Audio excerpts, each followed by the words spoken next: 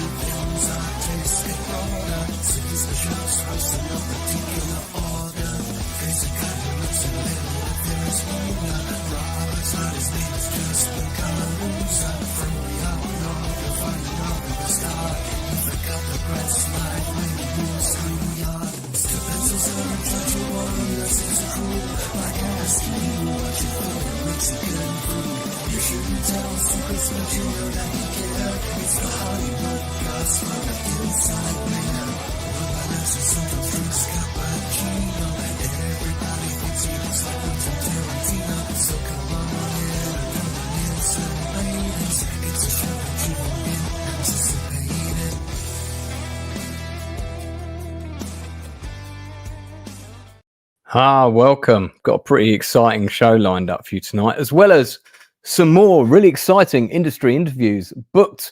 I've got more people coming on later this week on Thursday. Meet the authors, a couple of relatively new writers who I'm going to be plugging on the channel as a result of my appearance on Open Bar. But I've got one, not two, but three also big actors booked between now and December. If you want to find out who those people are, stay tuned. We'll be talking about it later. Just going to have a quick look in the chat. We've got Jamalama is here. Good to see you.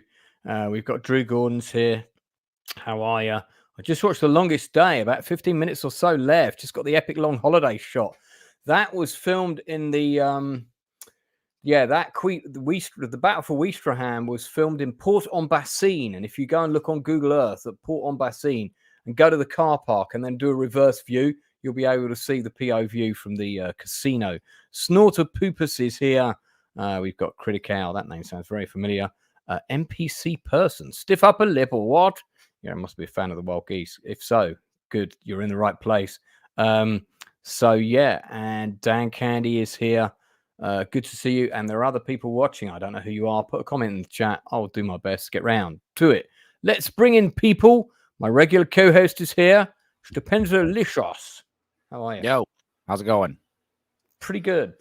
Yeah, lots to get through tonight, man. It's going to be a packed, exciting show. That's why we had such a compilation at the beginning to represent lots of exciting things. Oh boy. Okay. Well, I had a nice impromptu, spooky, terrorific stream last night where we watched the Elvira pilot.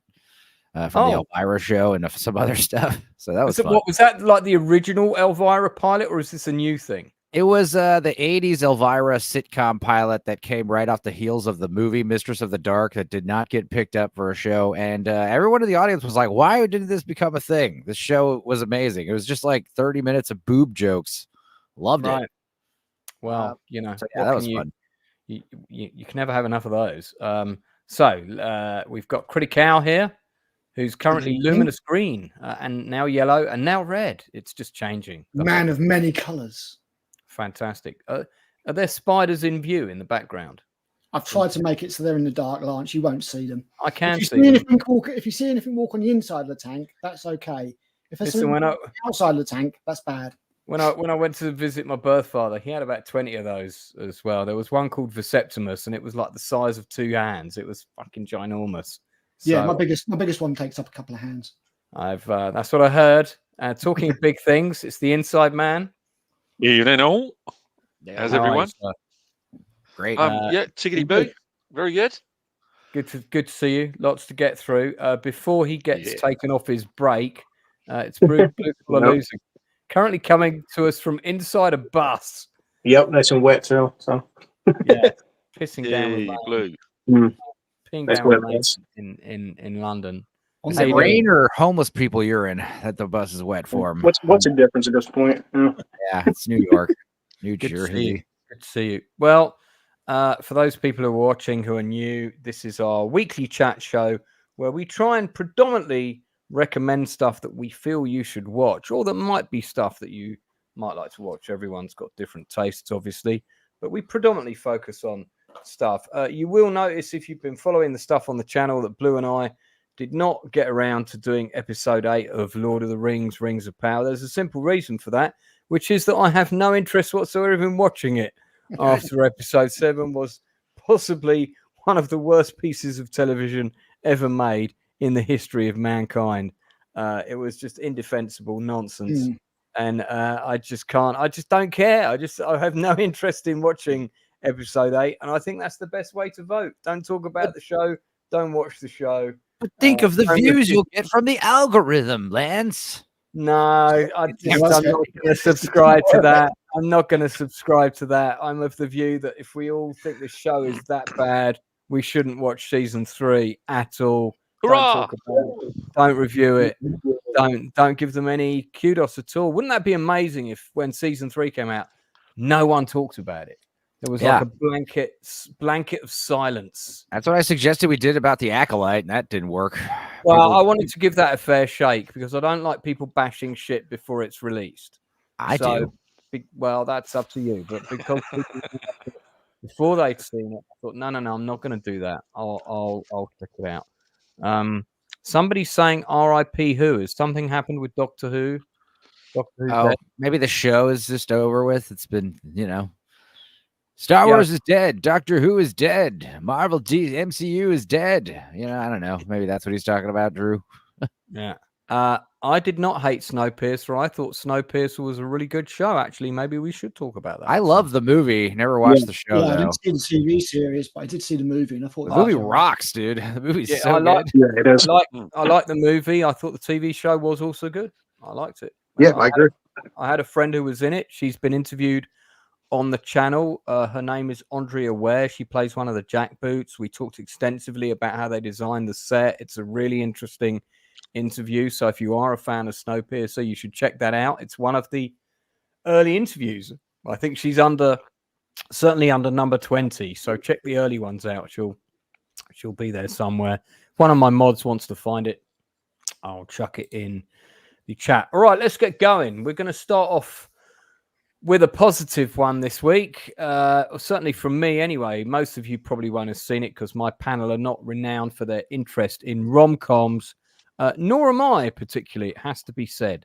But I was looking for that kind of half-hour sort of light comedy show to wind down with before bedtime, and I saw that this was trending as number 3 on Netflix, or number 2, something like that. It was in the top 5. And I thought, well, you know what? I kind of like these actors, actually. So let me give it a go. And, it was surprisingly good. And that's Kirsten Bell and Adam Brody are in Nobody Wants This. It is a comedy show about a rabbi priest and a kind of LA socialite girl who find themselves single, meet at a party, fall in love. And they're trying to navigate their way through it. All of their friends are trying to break them up and put them back with people that they're not appropriate for. They share a wonderful kiss. Who's had one of those lately? Put your hands up. No one? Bueller? No one? Okay. And it's got a really good script. The 2 leading actors have absolutely fantastic chemistry. I have seen 5 episodes so far. I give it a solid 8.5 out of 10. If you like a rom-com, I recommend it. If you don't like rom-coms, but you want to put on something with your partner who you feel they will like and you will probably be able to tolerate, this could be that show. So, has anyone else seen it? No. Nope, hadn't even heard of it. Yeah, it's not, like I said, for most of you, it's not going to be your bag. But a lot of you do have partners. Most partners like rom-coms. So if you need that show listen, I've heard this is really good. So if you let me watch The Wild Geese on Amazon, we can watch Nobody Wants This afterwards. That might be a good bargaining tool for you guys. So I felt I owed it to you to tell you about it. Dan Candy says, I need closure. You owe us that Rings of Finale review. Don't do it to me, Dan. Don't do it to me. I'm Toxic. I think you'd like this. The writing in this is really good, man. And our good buddy Toxic is doing cool stuff to help out with the hurricane right now. So yeah, he's been sending me updates. He's going through a lot of stuff down there. Yeah, I've seen the pictures. Take care of yourself, man. But hats off to you. You're out there helping people. Yeah. It's great what you're doing. He's a goddamn hero. Before we move on, I know none of you have seen it, but I want to talk about some of the other casts that are in the show, just to show you the kind of caliber of people that are in this show, because it's got a fucking great supporting cast. Now, Paul Ben Victor, who I have approached for an interview to come onto the channel, he has been around for absolutely decades, and first thing I saw him in was Tombstone. You will have seen him in things like The Sopranos, The Irishman, and so on. Yeah, I just dropped him correspondence yesterday. I'm going to try and get him to come on. True Romance. Yeah, 194 credits. He's a phenomenal character actor. He's one of those people that's been around for ages. And as soon as I saw him in this, I thought, I'll admit, my first thought was, God, he's still going. He's still around. He'd be great for an interview. He's been in absolutely everything. So he's a fantastic actor. You've got Stephen Tobolsky in the show as well, who is your guy from Groundhog Day, who's trying to sell Bill Murray the insurance. He's another actor I'd like to interview. I haven't approached him yet, but I certainly would like to interview him. He's a great comedy actor. So again, he's in the show as well. So the guts of the cast of this show. It's not just about the two leads, although the two leads are great. The supporting Ned cast. Ryerson, Bing. Yeah, I was trying to remember his name. yeah, Needle Nose Ned. Ned Ryerson. Yeah. When Bill Murray gives him the hug, Yeah. I've got half an hour free if you want to go somewhere. I have a meeting. I have to go. I have a meeting. It's good time. Yeah, is Northern English bastard backstage. Oh, have I? Yeah. Yeah. Shit. bro. Hanging on the door. No. Sorry, man. I was God. there for 3 Oh. days. No one came for me. Nobody Sorry loves sorry me. about that. I'm about to head out. I say what to everybody real quick. You've probably seen it. Episode 3, The Penguin. Colin Farrell is fucking nailing it. This show is just getting better every week. I hope this whole season is great. I love Colin Farrell. Like you said, Lance, this could be his best performance yet. He's fantastic. Well, funnily enough, I do want to talk about that because there's a debate about whether actors should wear fat suits or whether fat actors should play those parts. As a fat guy, I find it offensive. We're gonna. It's like you said, Lance. If you didn't tell me this was Colin Farrell, honestly, I wouldn't have known. He really transforms himself into this character. And Blue, it's annoying that you've got to go because with you and Northern as the two fat people on the panel, we really need your Hit representation the gym today. Come on. for this discussion. Listen, man. Yeah, what would you give the Penguin episode 3 out of 10 while you're here?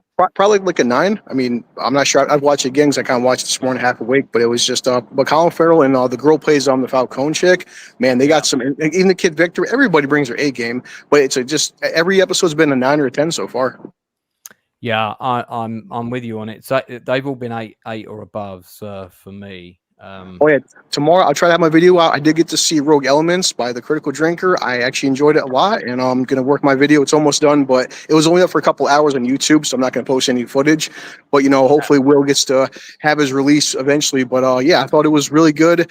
I didn't watch it as somebody who knows A Critical Drinker. I watch it as just a half-hour mini movie about an action thriller, and I tried being unbiased as possible. Well, it's kind of like a sort of pilot almost, isn't it? It's a test pilot for a show. Yeah, and also my video, and this, Lance, and everybody in the panel, like Will has interviewed Russell Crowe. He didn't give Post Exorcist good reviews. He interviewed Ben Shapiro. Will didn't give Daily War Movies good reviews.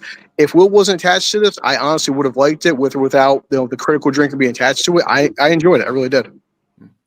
Very good, man. All right. Well, I'll be in chat though. All right. Thanks a lot. Okay. Yeah, nice one, Blue. Blue's currently working. So, but we'll come back to him with those fat suit questions. So, on that topic, so Penguin, on the whole, people seem to like it. But today I saw this article, and I mean, when I say I've seen an article and it's kicking off, it literally could be 4 people having a spat on Twitter. It's not. We're not talking thousands of people here. I already know what article you're going to bring up. I have a feeling. Could you get the link for it? Is it the one about he should only fat people should play the Penguin? Yeah. That's exactly it. Okay. We're gonna get into that. So look, I'm gonna take the lead on this, and I'm gonna let my panel chip in. I can tell everybody's chomping at the bit to say something, and you'll all get a chance. This is my thought on this. Okay, I work as an acting coach in the industry. My job is to get the best performance out of people possible, to ensure they do the best self-tapes, which is the first wave of auditions now, is 90% always a self-tape. And then you might get in the room, and then I will coach people on whatever scene they've been given to get in the room. And people will be, obviously, if a casting goes out and they're looking for someone aged between 30 to 50 to medium bulky build, then for a role that's not dependent on finance, so a supporting role in a film or television, they'll be quite specific about the type of person that they're looking for, because they don't want to spend a lot of money on makeup and fat suits and this sort of thing. They're going to try and cast as close to that type as possible. There's a big difference between that and the name person on a large IP who is probably required in order to secure the finance for that show. Okay, there are a completely different set of requirements when you say, I'm going to make a new Superman film. Who's going to be Superman? Well, remember when they cast an unknown who was Brandon Routh? Look how that worked out. And he didn't give a bad performance. It wasn't a particularly good script. So he was hampered by that. But if they'd had a bigger name in that role, that film probably would have done a lot better. But it was like, who's playing Superman? Oh, this guy. I've never heard of him. So you're already cutting off your legs to spite your face if you take a risk with an unknown. I'm not saying people shouldn't take risks with unknowns. They absolutely should. But that is a producer's call. It's nothing to do with ethics or whatever. It's to do with money. The film is a business at the end of the day. That's a harsh reality that a lot of people need to understand. It's a business. And the main aim of the business is to make money. So you put stars in an IP or a show so that they will push that IP and more people will watch it. So that's caveat number 1, okay? Caveat number 2 is if you're going to put someone in a role like Penguin, who's going to need to sell that role partly on the strength of their performance, you're going to need a fucking good actor to play that part, preferably someone who's got a pretty decent CV with a number of substantial lead roles under their belt. So if you're going to purely cast for actors of a certain size, that's going to be a very, very small number of people. You might have John Goodman in there, Danny DeVito, who's already played the Penguin, but is probably too old to play him now. John Goodman's probably too old to play him now. You could go for what's his name, who was in The Wolf of Wall Street. He'd be maybe a good bet, but he's also gone on a massive diet now, so he's kind of buff now. So you're really limiting your choices. It's really, if I'm casting a part, it's about the best actor for the role, the person who's going to give the best performance. If I can forget about the money, caveat number 1, for me, it's the best actor. Who is the best actor that comes in the room that nails that role? And if it happens to be a thin person, and I've seen 20 other people, and the thin guy is the one who's fucking amazing, I'm just going to turn to the casting director and say, well, I want him, but we're going to have to put a fat suit on him. Because that's a production issue. Acting is about playing roles that are outside your comfort zone. You know, straight people shouldn't be limited to playing straight parts any more than gay people shouldn't be limited to playing gay parts. It's called acting for a reason. Makeup is a separate element, and that's there for a reason, to make up actors look like different people. Actors are supposed to be chameleons. They're supposed to put on costumes. Costumes are different. Are you saying that only horses should play pantomime horses in pantomimes. That's nonsense. Of course they shouldn't. It's two people in a costume. So that's my argument about this fat suit thing. It's fucking bullshit. It's about the best actor for the part. Okay, so I'm going to go round. Could I? Yeah, go sorry, inside, man. As the industry man, I'll let you chip in next. Go for it. Okay, thank you. I mean, this kind of thing really does get me worked up. And I'll kind of expand slightly on exactly what you said. I mean, I cannot disagree with anything you've said. As you say, these, actors are called actors for a reason because they take on a role. We didn't have a real wizard playing Gandalf, or different people playing different creatures in different movies, because these creatures don't exist. And if that person doesn't exist, if that character doesn't physically exist from all of the people that walk through the door that aren't good enough anyway, they're going to cast the best person, as you quite rightly say.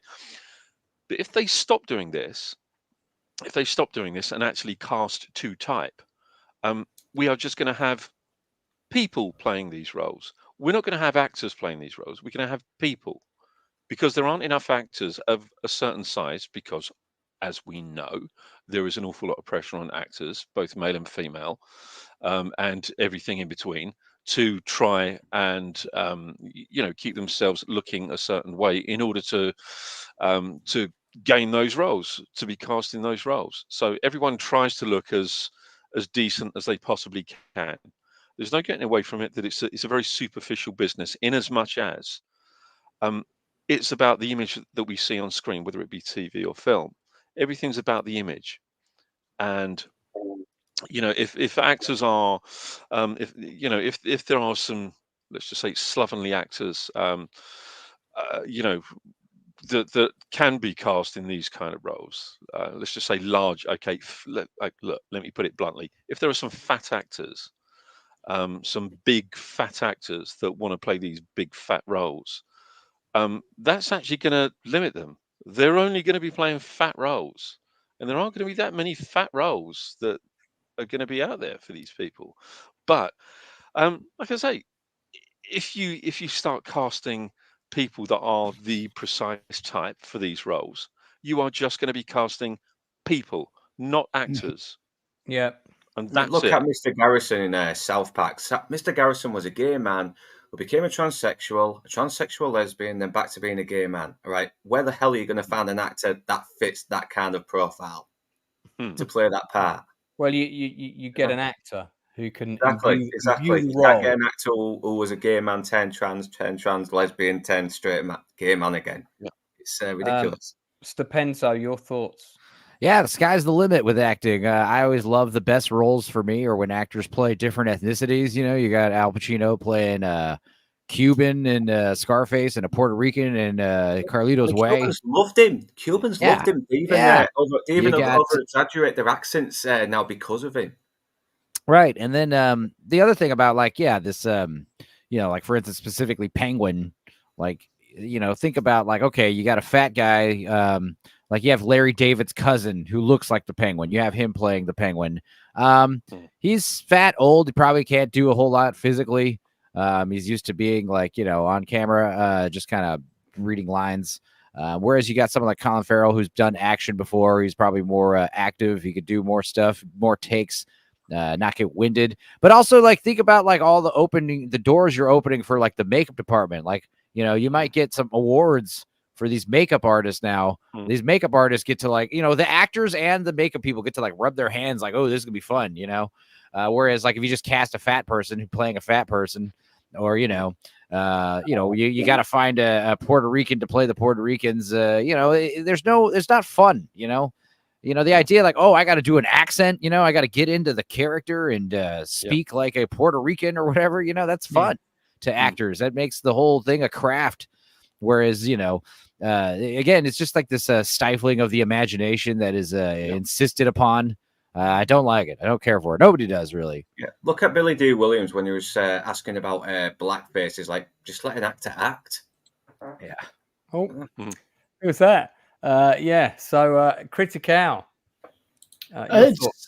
Yeah, I mean, it's what could be perceived to be a genuine consideration taken to the nth degree. First of all, it's like, okay, well, we don't want actors in blackface. It's like, yeah, okay, yeah, fair enough, I get that. No, yeah, I do, sure. You know, we don't want that. We don't want that. We definitely don't want Charlton Heston playing in Mexico and that kind of stuff. I mean, obviously, that aside, Robert Downey Jr. in Tropic Thunder was hilarious, but that's not the point. But that was done for exactly that reason. That was the character, wasn't it? Yeah, he was a guy playing a guy taking the piss out of exactly that thing. Exactly, yeah.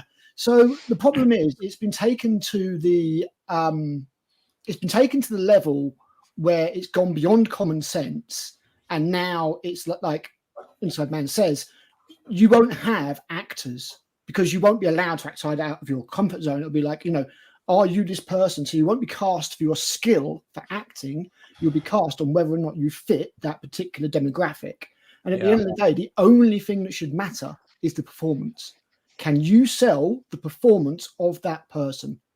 Yeah, Did it bother me for 1 second that Tom Hanks was not actually gay in Philadelphia? Yeah, he didn't have AIDS either. Yeah. No. Yeah. You know? Yeah. Loads of people don't even know that Sir Ian McKellen is gay. We have to get an actor who develops skin lesions like for real, so that way we could just document it. You know, like put some makeup artists out of the I'm sharing a screen right now. This is from some Facebook thing called Wakefield News, but it's hilarious because it says this is just hilarious. This is it. I saw this. Is this satire? This has to be, but it says Colin Farrell's been blasted for wearing a fat suit in his role as the Penguin, with fans taking to social media to say only fat actors should be allowed to play fat people. And it's funny because they say Gabriel, no last name, but just Gabriel on Twitter said, oh, well, then I guess we should take it seriously. But Gabriel says if a skinny actor wants to play a fat role, they should gain the weight themselves. Like they should put their health into jeopardy. Also, Chantel said this isn't rocket science, but it's cultural appropriation because fat culture is a thing. Fat actors are having roles snatched out of their hand by skinny actors with prosthetics. Colin Farrell's a huge draw. Like, I think this is quite literally where you get people unironically talking about things like thin privilege and stuff like that. One at a time, please. Stupenzo's about to make the point that. If Richard Kind was playing the Penguin, I don't think anyone would be that excited about it. Like, the guy from the Larry David Show. Oh, okay, yeah, he kind of looks like him. But when you say Colin Farrell's playing the Penguin, you're like, oh, that's interesting. That is tickling my interest bone. Yes. Because he's also typically a good-looking sort of leading romantic heartthrob. You don't expect him to play a cripple. He also just won an Oscar a couple of years ago. So, I mean, he's hot commodity right now. Was that for the Banshees of Inisherin? Yeah, or was he nominated? I don't know. I want to show an example real quick, and I'm gonna talk about this to illustrate the point. So, back in 2002, a 2-part movie got financed solely because of the actor who got involved, who was passionate. The actor was Puerto Rican. Okay, the topic of the film is Cuba. All right, so these are not places that are worlds apart. They're similar culturally in terms of language and financial disposition in the world and stuff like that. But they are not the same place. So by this same argument that people are putting forward, only a Cuban actor could have played the role of Che, which means we would never have got Che parts 1 and 2, in which Benicio del Toro, who originally is Puerto Rican, although you could argue really he's Los Angeles, but he's spent most of his life in America now. But he's originally Puerto Rican. He's not Cuban born, right? So by that same argument, you are telling me he's not allowed to play Che Guevara, even though clearly he did everything that an actor should do to imbue this role. And he looks like him. And he looks like him, and his own culture growing up is not that far away. That is the sole reason this show got financed, because of his passion. And so, I rest my case. This argument is nonsense. It's also interesting because it only works one way. Because like if you have a gay actor like playing gay characters, that's fine. But if the gay actor decides to play straight characters, that is encouraged also, because you want to not limit gay actors' roles. But if a straight actor tries to play a gay character, that is now frowned upon. that needs to go to a gay Exactly. actor. You know, it's like Exactly. It's if you get it's the rank hypocrisy. It's the rank. Sorry, Northern. Sorry, mate. Go on, please go ahead. Look at the Queen of Scots, played by a black woman, when that was never the case. Jodie Ann Turner, she's kicking off again as well. It wasn't Mary Ann, Queen of Scots either. It was Queen Elizabeth I, the whitest person ever to exist in history. Yeah, another redhead. Very, very pale ginger.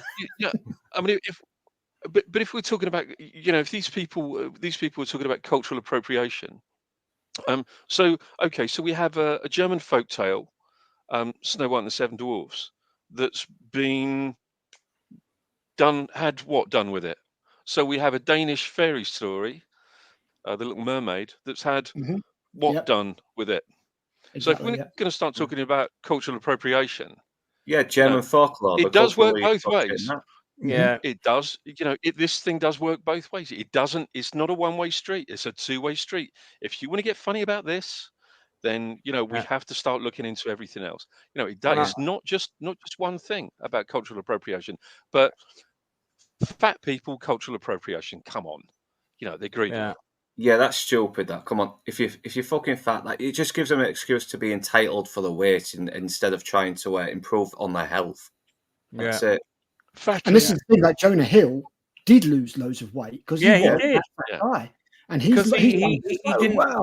didn't want to get typecast, so he got himself. And I mean, to be honest, after he did the Scorsese picture, he was in demand, and I'm sure he wasn't short of a few bob. So fair enough. Not everyone can afford to do this, but he got himself a personal trainer. He got into shape, and now other roles are available to him. I mean, he's still going to be able to lean into that genre of roles that he's known for. But he's also going to be cast. If you see him in more recent stuff, he's really broadened his casting genre. He's really people know that they can come to him. I mean, you're not going to come to him for an action film, probably. But also as a footnote, as a footnote to that, I think the amount of actors that have said that when they've done a lot of roles where they've had to put on an enormous amount of weight, where they've actually said they've suffered health issues after that, and the doctors have said, taking this role was not a good idea for you. So you have to put an actor's life at risk to play a character. Come the fuck on, come on. I mean, there's also look at Christian Bale. He almost put his health in jeopardy. The amount of times he lost weight. Yeah, from the machinist. Yeah, and not only that, the fighter as well. It was also films. He did Batman Begins and got really big, and then he got really skinny, and that messed his back up real bad. Didn't he play a political dude as well and put a load of weight on? I think it was John Cheney, wasn't it? Yeah, Dick Cheney. Yeah, Dick Cheney. That's him. Cheney. Well, it's funny because I read that Stephen King, or not Stephen King, the guy who directed Thinner, I can't remember, but he wanted John Candy to play the main character, and he wanted him to really lose weight. And the idea was it would be a double-sided coin where it's like, not only do you get this cool role, but you'll also like make yourself healthier.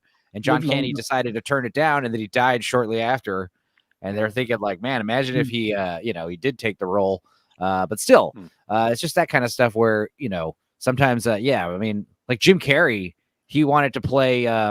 There was that time when they were going to do the Three Stooges with Sean Penn, Benicio del Toro, and Jim Carrey. And Jim Carrey was going to play Curly, and he didn't want to wear a fat suit. He found it impossible to put on weight. He can't do it. He literally can't do it.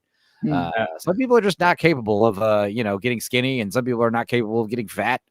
Well, we're 3 episodes into the Penguin now. My rating is still the same for the Penguin, a solid 8 across the board. Even leaning into a 9.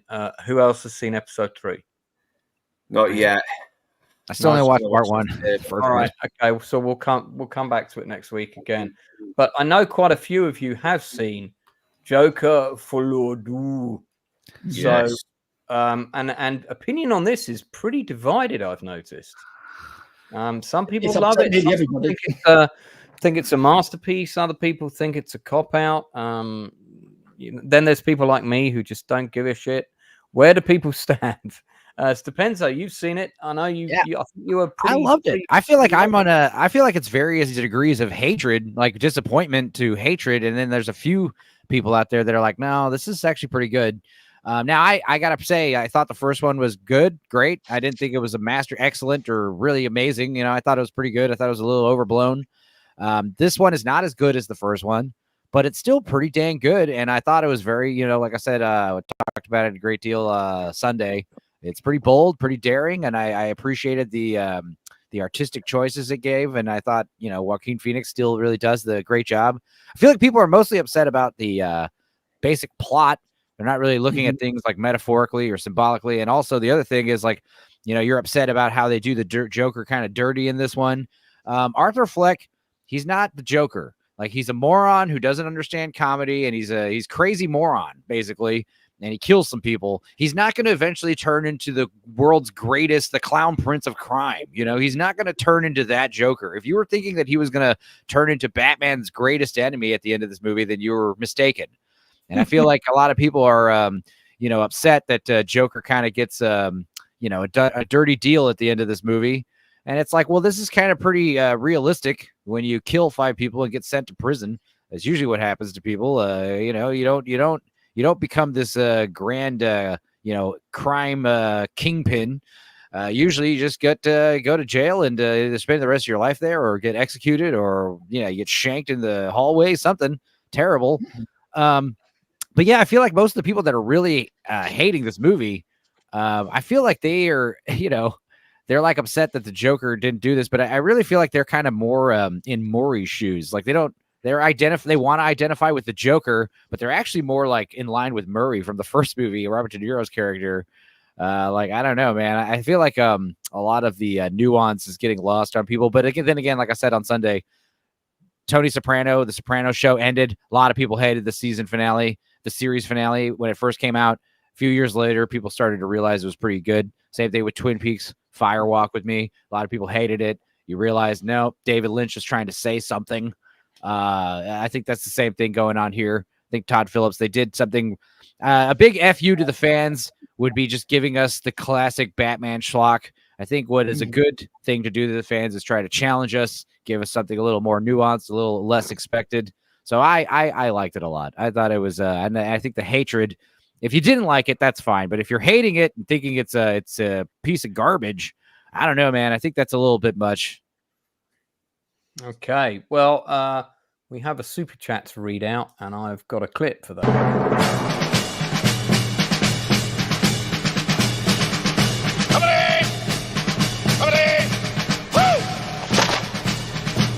Oh, you know me already.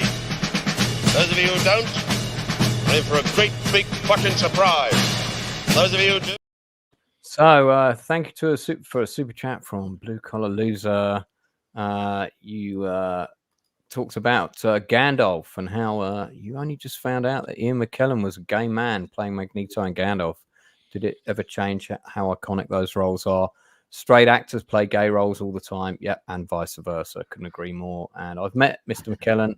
In fact, he called me on my phone, which was pretty damn amazing. When I was sitting in a park in Soho, I was like wanting to shout out, "Gandalf's on the phone!" But I did refrain from doing that. I love how Blue Collar Loser thinks he's on a first name basis with Sir Ian McKellen. Yeah. Well, he is. He took his bus the other day. Buddy Ian. So, Ian, when he played in the Magneto, Ian, yeah. Okay, who else apart from Stupenzo has seen the Joker? I saw the Joker on Sunday. Okay, Critic Al, you're next on the Brady Bunch list there. Give us your shout out. There's a line in this film where Lady Gaga turns around and says, "Okay, honey, let's give the audience what they want." And the problem with this film is that it doesn't. But that doesn't necessarily make it a bad film at all. There are a few other things that do affect the film itself that it has problems with, such as the pacing, the general narrative, and the layout of the actual story itself. But it's not a bad film. It does things that people didn't want it to do. But what it does do that the first one did as well, although not quite as efficiently, in my opinion, is it does still pose questions. It does still have themes around love, celebrity worship, identity, all these kind of things. And it's just not as it's not as polished. The thing is, you walk out the first film, and most people walked out the first film with a great big buzz. They're like, yeah, that was, oh man, you know, he turned into this thing and he took his life in his own hands, all that kind of stuff, and you know, all that kind of stuff. It was a positive film. This isn't. This undoes everything. It completely spins about, it subverts expectations, but honestly, it's not as bad as people are saying it is. It's getting a load of hate, and I can't quite work out why it's getting all this hate when, in all honesty, although I might have seen the story developing slightly different, the way that the story did develop still works. It still works, as you know, as the narrative that we got is a little bit clumsy in places. It's certainly too long, and it's got big pacing issues that it drags in certain times, especially some of the courtroom scenes. Okay, your time is up, I'm afraid. I'm going to have to move on. Thank you for your views on that. Inside Man, I don't think you've seen it. No. Okay, great. We'll carry on. Northern English Bastard, give us your views quickly. I do like the first 2 quarters of it right up until the end. I think he shouldn't have bitched out and says, I want to go back to being normal. He should have kind of embraced it even more and really evolved as a character. You know, become even more like inhumane, you know, like more monstrous, you know, because he's this whole celebrity thing with him, people praising him for the Joker, he's gaining a cult following. This is like the only thing that's brought any kind of meaning in his life, you know, from a life of just being trodden on. And it's also his way of finally gaining some control that he never had. And it could have, but then he just gets shanked at the end, and it just kind of ruins it for me. Spoiler alert! Spoiler alert! I know, right? Spoiler alert! Oh, I've done it again. Okay, well, panel, give me those people listening in chat. If you've seen the film, give us a rating out of 10. What did you think of it? Give us a rating out of 10. Stupenzo, your rating out of 10 for the Joker. I give it an 8 out of 10.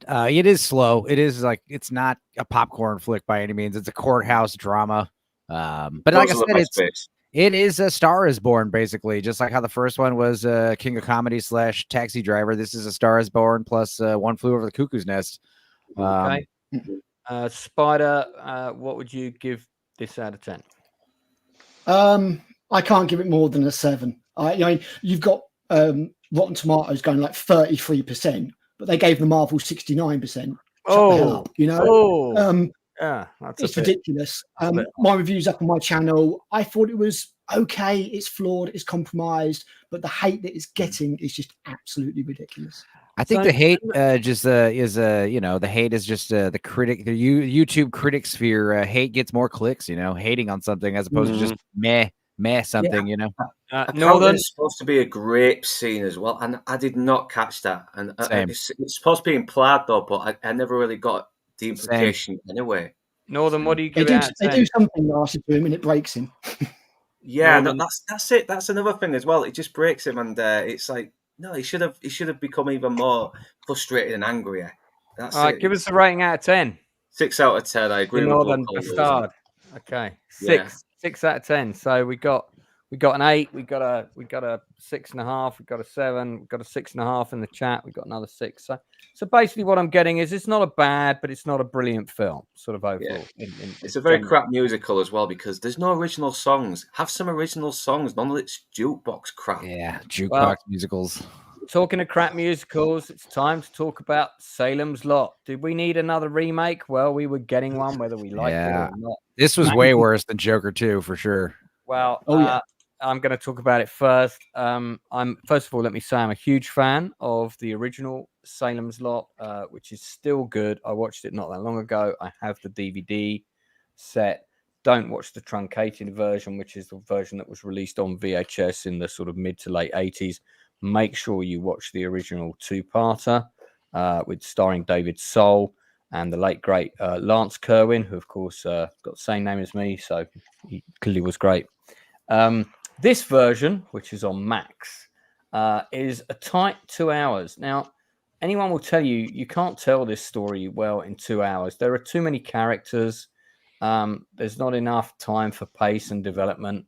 And what they try and do with this new version is kind of put the jump scares in slightly different places, which, by the way, doesn't work.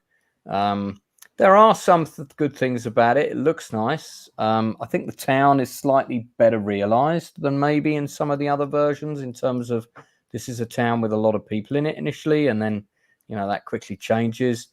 But overall, I have to say, I was not impressed, and I did not get to the end of it, which is not a good sign. The acting is mostly good. The cast are pretty decent. It just isn't a good script. It's just not a good adaptation. Now, hello, Max. We're in the world of streaming, and I don't know if you've caught on to this yet, but you don't need to schedule this between 7 and 9 o'clock. There's no reason why this couldn't have been 3 hours. And if this had been a good 3-hour version, I would have said we still don't need it. But, you know, there's nothing wrong with the elements here. Per se, what you've tried to do is squash it all together in a really short time. That's the problem. If this was an hour longer, you gave it some pace, so you let it build up, it could have been half decent. As it is, I can't recommend it. It's got some good things in it, so I'll give it a 5 out of 10 for the effort.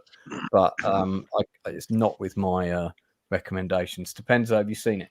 Yeah, we talked about it pretty much for great length on Nadia's channel, 3 hours or so. And yeah, I agree. I mean, it's funny because the first one, the best one, the 1970s version, it's 3 hours long and it's very slow and it's kind of boring.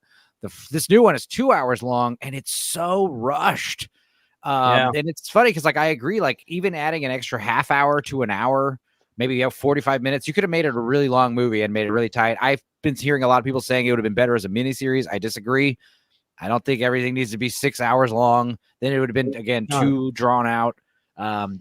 It's just like I said, there's no, everyone just hops on board with the vampire thing way too quickly. And they don't really do a good job showcasing like the town's population dwindling gradually. It's just kind of one day everyone's gone kind of thing. And there's some great, like, vampire effects and some interesting stuff with the glowing crosses and the glowing eyes. The best part of the movie is the production design, making the town feel like a 1970s city with all the car wrangling and the props and the sets and all that stuff. Looks really good and it's filmed pretty well. But yeah, it's just not doing it for me. And it sucks because I was really excited about a Salem's Lot remake because, you know, the whole metaphor of Salem's Lot is the death of the small town America. And that's more relevant nowadays than ever. And again, they totally missed the mark, missed the point of that with this one. And I was excited to see the monstrous, bald, scary Mr. Barlow.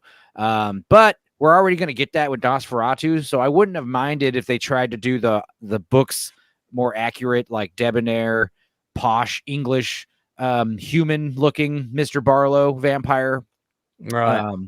So, I mean, yeah, like I said, I would give it like a 4 out of 10, maybe. I mean, it was not fun. And then the end set piece, which you didn't watch, the movie has to take place. The final part of the movie has to take place at the house. The house is like the center of all evil of the town. But instead they like move it to the drive-in theater for some reason, just because it's a nice. Really? Yes. Oh my God. So dumb. Yep. Shit. Yeah. That doesn't sound. That's why you were good. showing pictures of all the vampires coming out of the trunks of their car. It's like, what? Right. Yeah. Which makes total sense because, of course, you know, you go and park your car in the drive-in and the hot sun and climb in the boot. Yeah. Yeah. Right. You get cooked in the back, even if you were a stinky vampires. You'd still get bits of light coming through the cracks. I mean, this is nonsense. It should be all in the cellar of the basement of the house. Spider, what did you think of it? You've got 5 minutes tops. 5 whole minutes, fantastic. It's been butchered to hell. Would it have been any good if it was put back in? If it had been put back all that stuff back in, would it have been a good film? I don't know. It was thoroughly made for TV movie fare to me. There was no elan in the directing. Nothing stood out. Some of the performances were okay. I actually thought Alfred Woodard was quite wooden. I wasn't expecting that. Bill Pullman's son wasn't as good as normal. No, she wasn't. Yeah, she wasn't. The script was crap. It was just thoroughly underwhelming. I mean, I'm literally, you know, to quote something like Jeremy Jahns, not going to remember it in T-1 day. It's nothing. It's just there was just nothing there. It was thoroughly average, and I can kind of see why Max sat in it or Warner Brothers sat in it for a year, debating whether or not to release it before finally just going, you know what, let's just get it out before Halloween and see what happens. Interesting. I didn't know that they'd sat on it for a year. That's interesting. Well, yeah, it was due to be released. Recut it and make it a bit more. This is kind of what I'm thinking. Yeah, maybe. I mean, it just doesn't work. You know, the 1979 series, it has some issues, but it's a lot better than this. This is like somebody got the pages out of Stephen King's book, turned them into paper airplanes, and then threw them past your head, and you're just missing so much. There's no character development. It's 5 out of 10. Inside Man, have you seen it? No. Okay, great. Move on. Northern, have you seen it? No, not yet. I'm just looking for a good opportunity to have been catching up on other stuff that we might be able to talk about lately as well. Yeah, well, we do that in a minute. Have you seen this or not? No. Okay, not. Inside Man, your first pick of the week. In a second. Guys, what would you give this out of 10? So I didn't even complete it. I give it a 3. Stupenzo. I said 4. 4. Alan. I'll give it a 5. I mean, it's just thoroughly average and boring. Okay, Inside Man. Over to you. What you got for me? 1973's Amicus production. It's The Vault of Horror. It's one of Amicus's. It's one of their portmanteau movies. So Amicus was formed sort of after Hammer. And of course they were sort of competing entities, but I don't know, Amicus kind of had the slick edge. They had some really quite good actors. I mean, in this one, this is 5 stories. One, Kurt Jurgens. Terry Thomas is in this. Terry Thomas's story is brilliant. You've got Kurt Jurgens, his story. The Tom bad Baker. guy from The Spy Who Loved Me, which we're going to talk about in a minute. So we got 5 stories. So if you're into your sort of supernatural stories, I mean, the Kurt Jurgens one he's a magician and he's looking for a look. Okay, I'll start at the beginning. Right. So it's a bit like Creep Show. It's like sort of 5 short horror films kind of thing. It's exactly that. Yeah, I mean, this is really the sort of proto Creep Show, if you like. Amicus specialized in quite a few of these. I mean, they had Asylum and many others. There is another one that I'm going to mention, but that's for afterwards. But so these 5 men, they arrive in this basement. They're in an elevator or lift if we're in the UK. So they get to this basement and it's kind of like a sub basement, and there's this lounge and they're all sitting there, what on earth are we doing here? And they start discussing their nightmares. And of course, each of the stories has that little sort of twist to them. And when we get to the end, there's an even bigger twist. But they're all very supernatural and very good. And yeah, they were quite good back in the day. I mean, I was a little bit of a fan of these when I was a kid, sort of 11, 12 years old. I feel like I have seen this, but a long time ago. The Tom Baker one is quite memorable. He plays an artist who has a voodoo curse or voodoo spell. So everything he paints. So if he paints a portrait of somebody and he decides to destroy that portrait, then it's like his little wax dolls. Isn't that the actor who's always up to like no good in an episode of Bergerac? He's always the guy that's like selling dodgy antiques or. There probably is one of those in there. I think but Denham Elliott's this guy, I think he plays that role. Denham Elliott's in this. There he is. Indy's assistant. Yeah. In Indiana Jones. Yeah. So what would you? There's Tom Baker. Yeah. What would you give this out of 10? Yeah. This is an easy 8 for me. I used to love these, and I still love these portmanteau films. I would recommend it if you want a fairly tame horror film. There's a little bit of a chilled edge to it. They're not bad. Got a bit of a Tales of the Unexpected armchair thrillers kind of vibe. Is that Very, fair? very much so. But yeah, Okay. yeah. I mean, I know Mark Gatiss is quite a fan of these sort of movies, the portmanteau Right. films. And yeah, this is one of my favourites actually. I can see why. Asylum is quite a Damn. thoroughly unpleasant one actually. I don't know whether you remember that one. Robert Powell. These images are definitely ringing bells. Yeah. And oh dear, that might be the end of Terry Thomas. Mm. Ding dong. Yeah. Ding dong. Oh, hello. Has anyone else on my panel seen this? Nope. Check out. No, that. it looks like kind of looks like a British creep show. Yeah, Yeah. basically. Yeah. Mm. I think I'm going to try and watch this before next week because I think I have seen it, but I'd like to see it again. Inside Man, give me a second one because that didn't take too long, so I'll let you do another one now. Okay. It's another Amicus portmanteau film, and it's Dr. Terror's House of Horrors. That So we I have have Peter seen. Cushing, I have seen that. Yeah. Peter Cushing, Christopher Lee. Who else is in it? We have Roy Castle, Kenny Lynch, some good old Brits there. But yeah, I mean, again, the first story is about a sentient plant. There's another voodoo one in there. Roy Castle steals a kind of a voodoo tune, and I think we can probably get. loose. I think we can probably get away with watching the trailer for this because of the year that it was made. So let's have a look at it.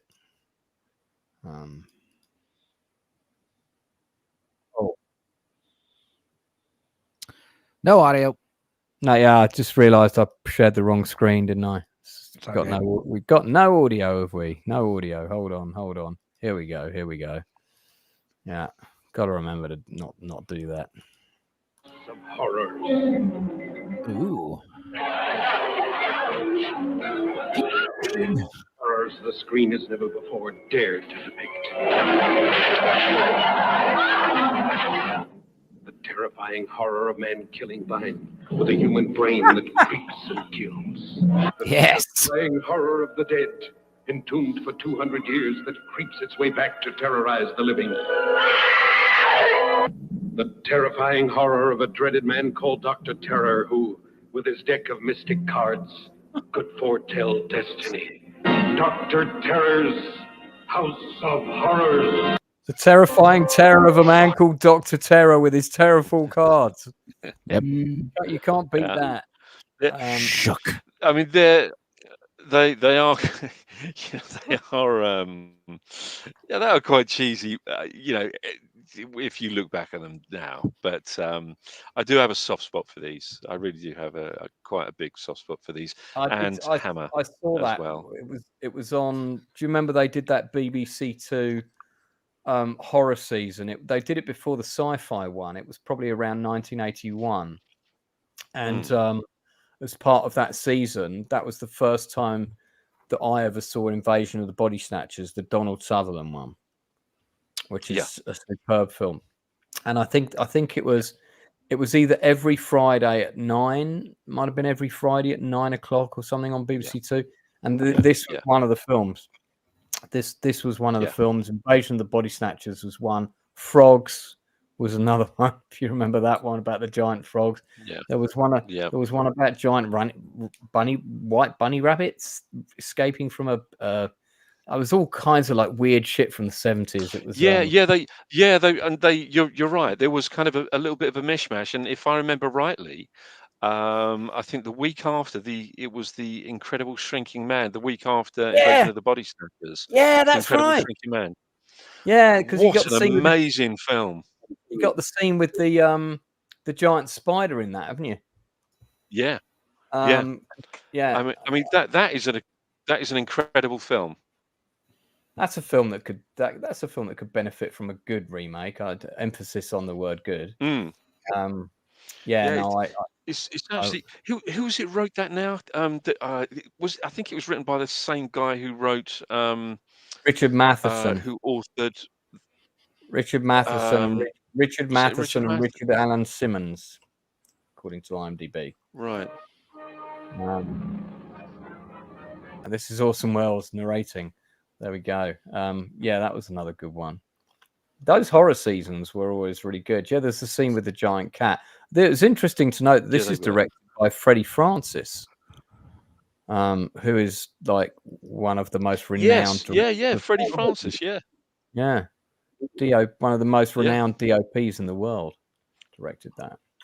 Dr. Terror's. I think that's quite reflected in if you, it's I mean, Freddie Francis. I think he's done a few, didn't he? I think he did a few of them.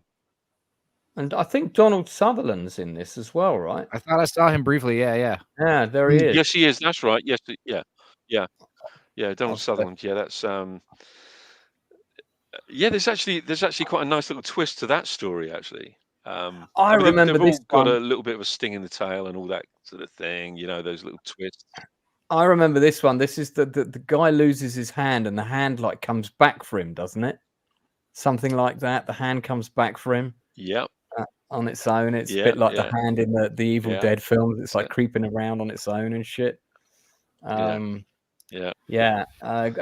good choices there. Northern, what you got for us this week? I also saw The Substance with Demi Moore and Margaret Qualley.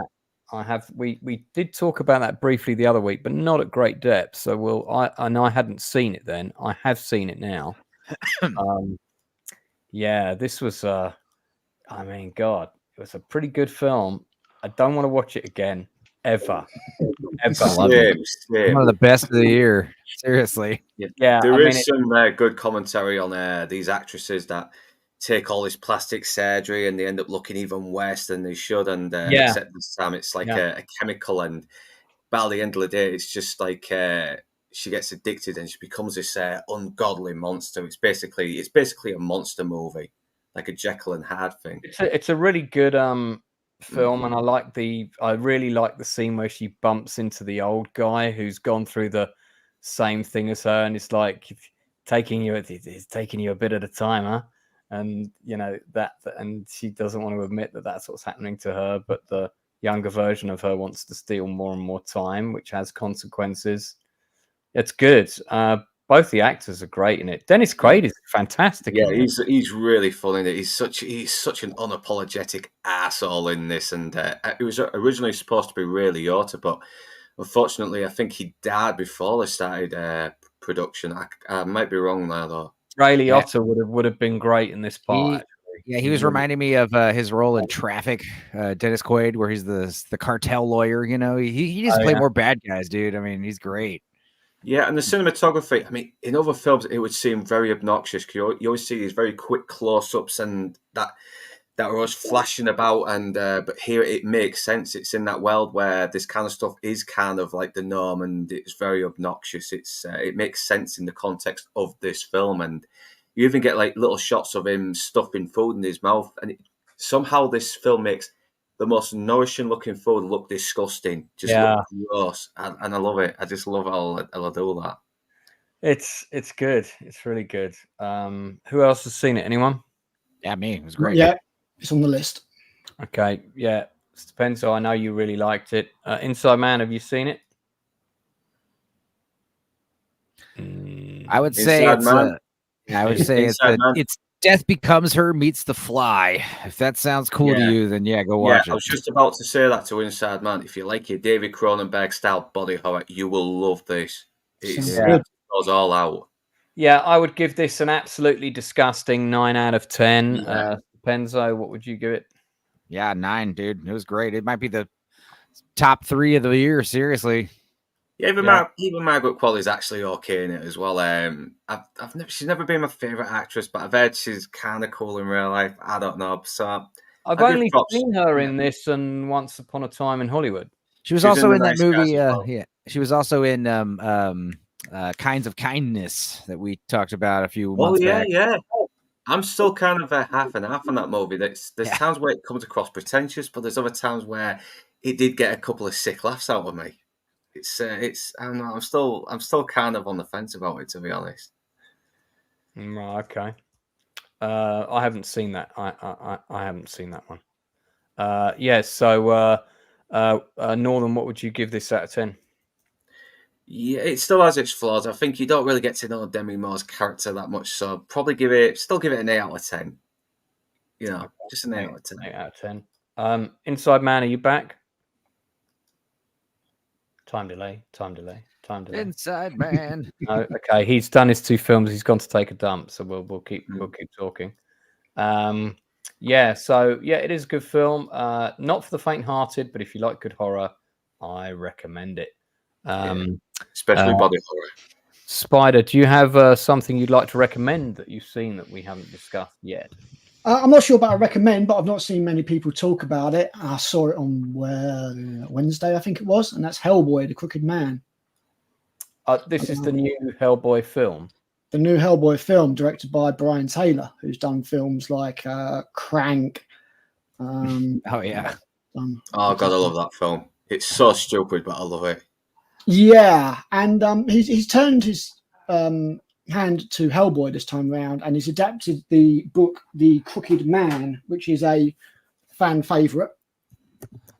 So Quite yeah, hold that up again. Library edition.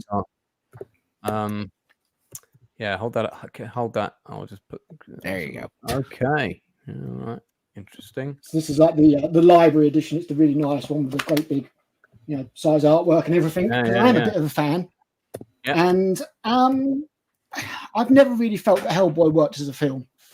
The Hellboy series, and this one hasn't changed your mind, I'm guessing. Not really. The problem with this film is, although it is true to the story of the Crooked Man, that is a short story, and it would probably take you up to like 50 minutes.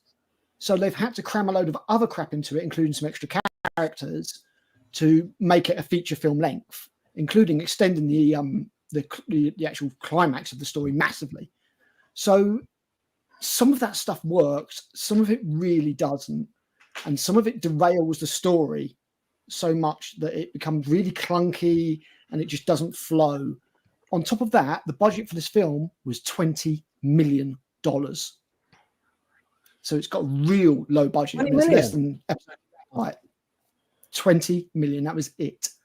And if you consider the fact that it cost 20 million, it's not bad. Some of the direction's okay. There's some nice, interesting angles here and there. Obviously, they're limited on things like budget, like on lenses and equipment and effects. So the film looks a bit dull. It looks a bit cheap.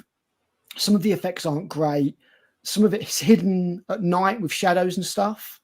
But one of the really, really annoying things about this film is that in order to try and get the horror idea over, it does loads of really jarring transitions.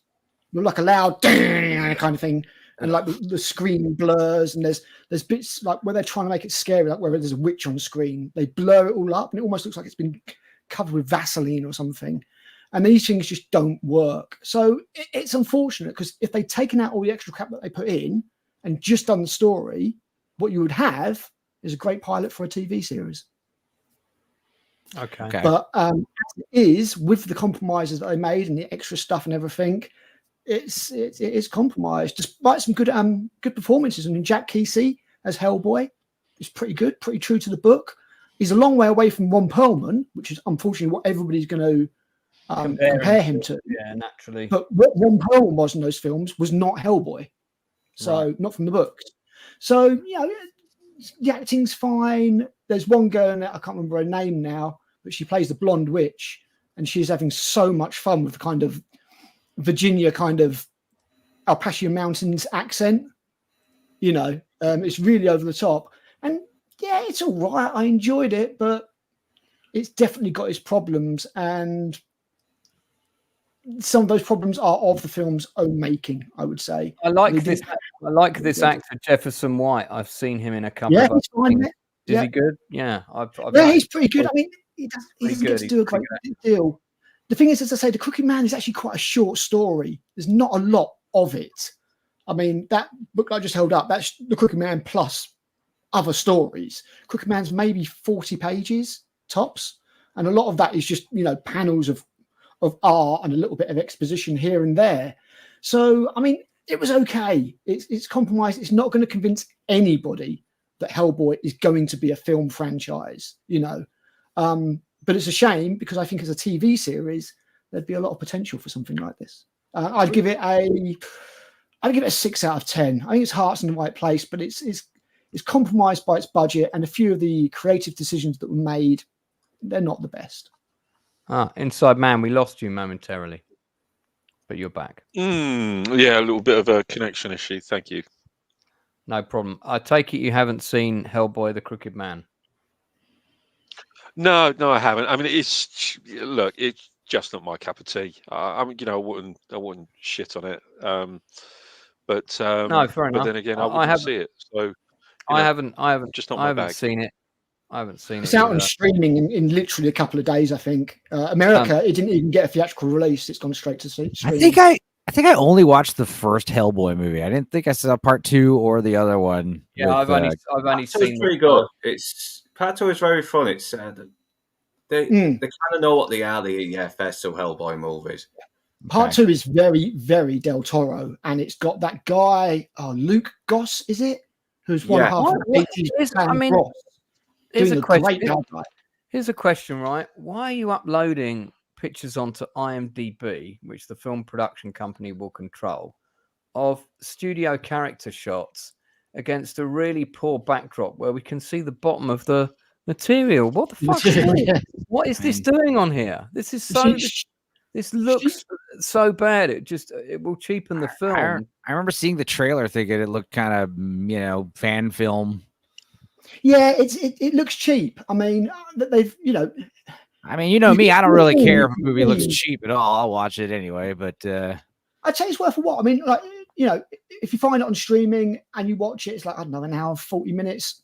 Are you going to feel like you wasted, an hour and a half or whatever of your life? Probably not. Is it going to blow you away? Absolutely not. But it's all right. I quite liked what Jack Kesey did with the role. The female character that got added in, Bobby Joe, who was on screen a minute ago, the Asian lady, she's fine in it. She's not a girl boss. She's got her own arc. She cries, she gets scared, she gets vulnerable, and she overcomes these things. Look at this one. You got the back of the studio in the shot. I mean, what photographer puts that print online without adjusting it or whatever? This is ridiculous. I mean, you haven't even put him on a real cool fucking explosive backdrop just to sort of like really give it. You just character shots like that. The hell's that? Was that Jeffrey from Fresh Prince then? This is this. Yeah. He's basically.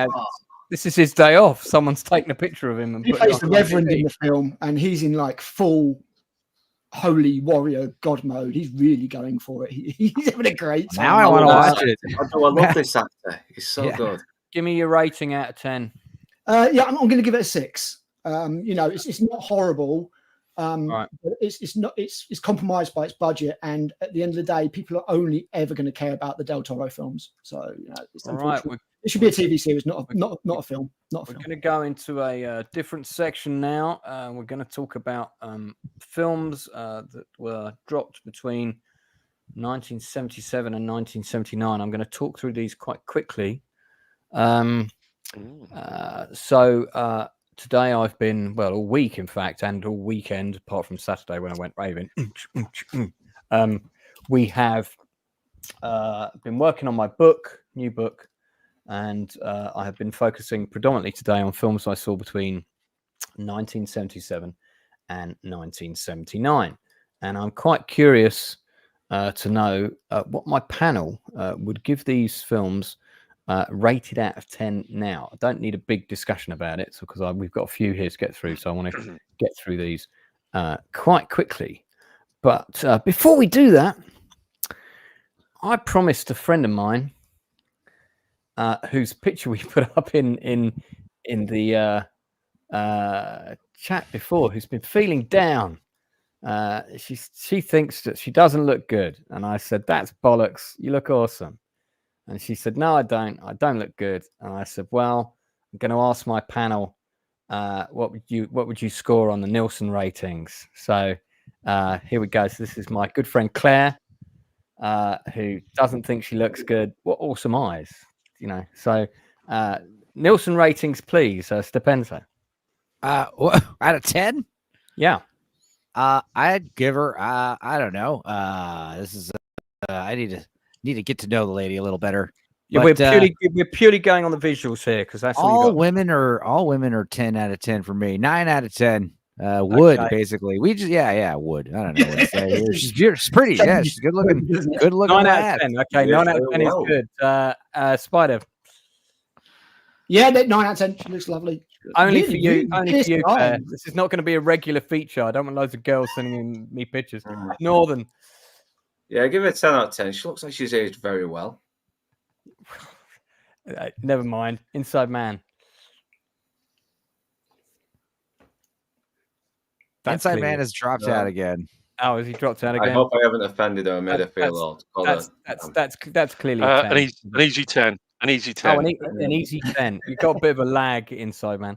Okay, so there you go. Sorry about that. There you go, Claire. You scored like a kind of, like 48 out of 50 there. So well done. And actually, you just got a 10 out of 10 in the chat. So I hope that cheers up Claire's day. She's probably asleep by now. I was supposed to do that at the beginning. I completely forgot. Good looking lads. Yeah, exactly. So it's funny, isn't it? People that always look good, they never see it. So I'm going to tell you about some films that I saw between 1977 and 1979. And all of these films have made it into my book, which is coming out hopefully on December 1st, about 100 films I've seen, where I saw them, who I saw them with, and what they mean to me today and back then. The first of these was Kelly's Heroes. On New Year's Day, ITV screened at 7:30 in the evening. That was the first time I saw it, watching it with my parents, whom, if I promised to be really quiet, they would let me stay up and watch Kelly's Heroes. I have seen this film more recently. In fact, I own it on Blu-ray and DVD, and I owned it on VHS. So pretty much all formats available. It does have some pacing issues.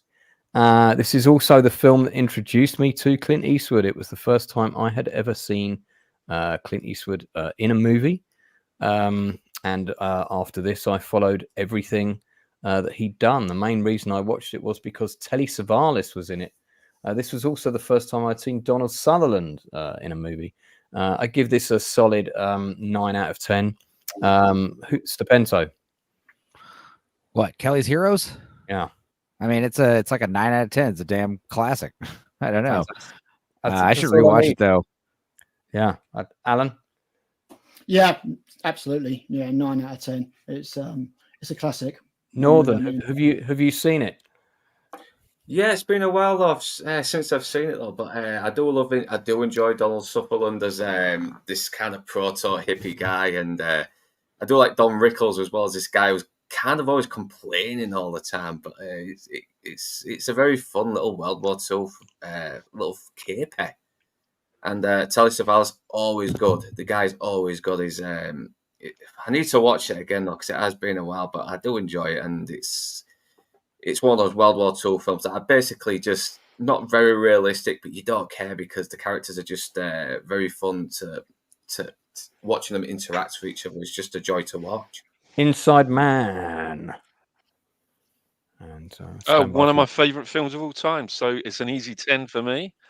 Fantastic. Absolutely one of my all-time favourites. Loved it. When I first saw this, it must have been about 1975. I think I saw this. Actually had this on. This is one of the 16mm prints that my dad got that we watched. Oh, you're joking! In our living room. Mike, yeah, you had a 16mm print of this at home. Well, it wasn't. Well, what it was when we lived in South Africa, there was no TV at the time. There was no TV station. TV only started late 1976. So what we did was we'd go. There was a company. I say company, a dodgy guy who used to have all these prints of these movies, and so we used to hire a 16mm projector. And all the expats, all the Brits would come around to our house on the Sunday. We'd have like a big barbecue, or as it's called over there, a briflace. So we'd have all the Brits over. and would settle down in the evening and watch a movie, and this was one of them. Yeah, this was one of many. But it's funny you mentioned this was the first one that you saw Clint Eastwood. The first one I actually saw him in was Play Misty for Me, and then Dirty Harry, and then this. Right. All sort of all at home. But this is a great film. I love it. As Northern said, it's a fantastic caper movie. Just brilliant. Just brilliant. Don Rickles, great. Donald Sutherland, great. Telly Savalas, great. What's not to love? 10. Yeah, fantastic. Okay, well, I'm gonna hit you guys with another one. Now, remember, these are films that I saw between 77 and 79. They weren't necessarily first released in that year. So the next one in this chapter in my book, which I saw on re-release in 77, although it came out in 75, certainly in the States, was Jaws. This is an easy 10 for me. Still great. Probably the best thing about this movie is the presence felt by the shark when it's not on screen through the music by John Williams, which is just this is the film that showed how effective music can be and how key it can be in films. So yeah, 10 out of 10 for me. Stupenzolicious. From the Yeah, shack, I'd have to. it wouldn't work, would it?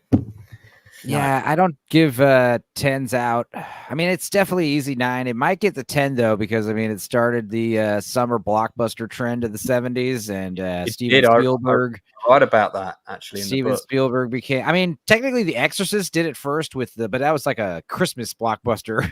But yeah, summer blockbusters just became a yearly thing after this, or expected, you know. Yeah, I don't know. Steven Spielberg really solidified himself as a solid director and big person to keep an eye out on. I couldn't even imagine, you know, at the time. But yeah, also art through adversity, you know, like all the trouble they had making that dumb movie.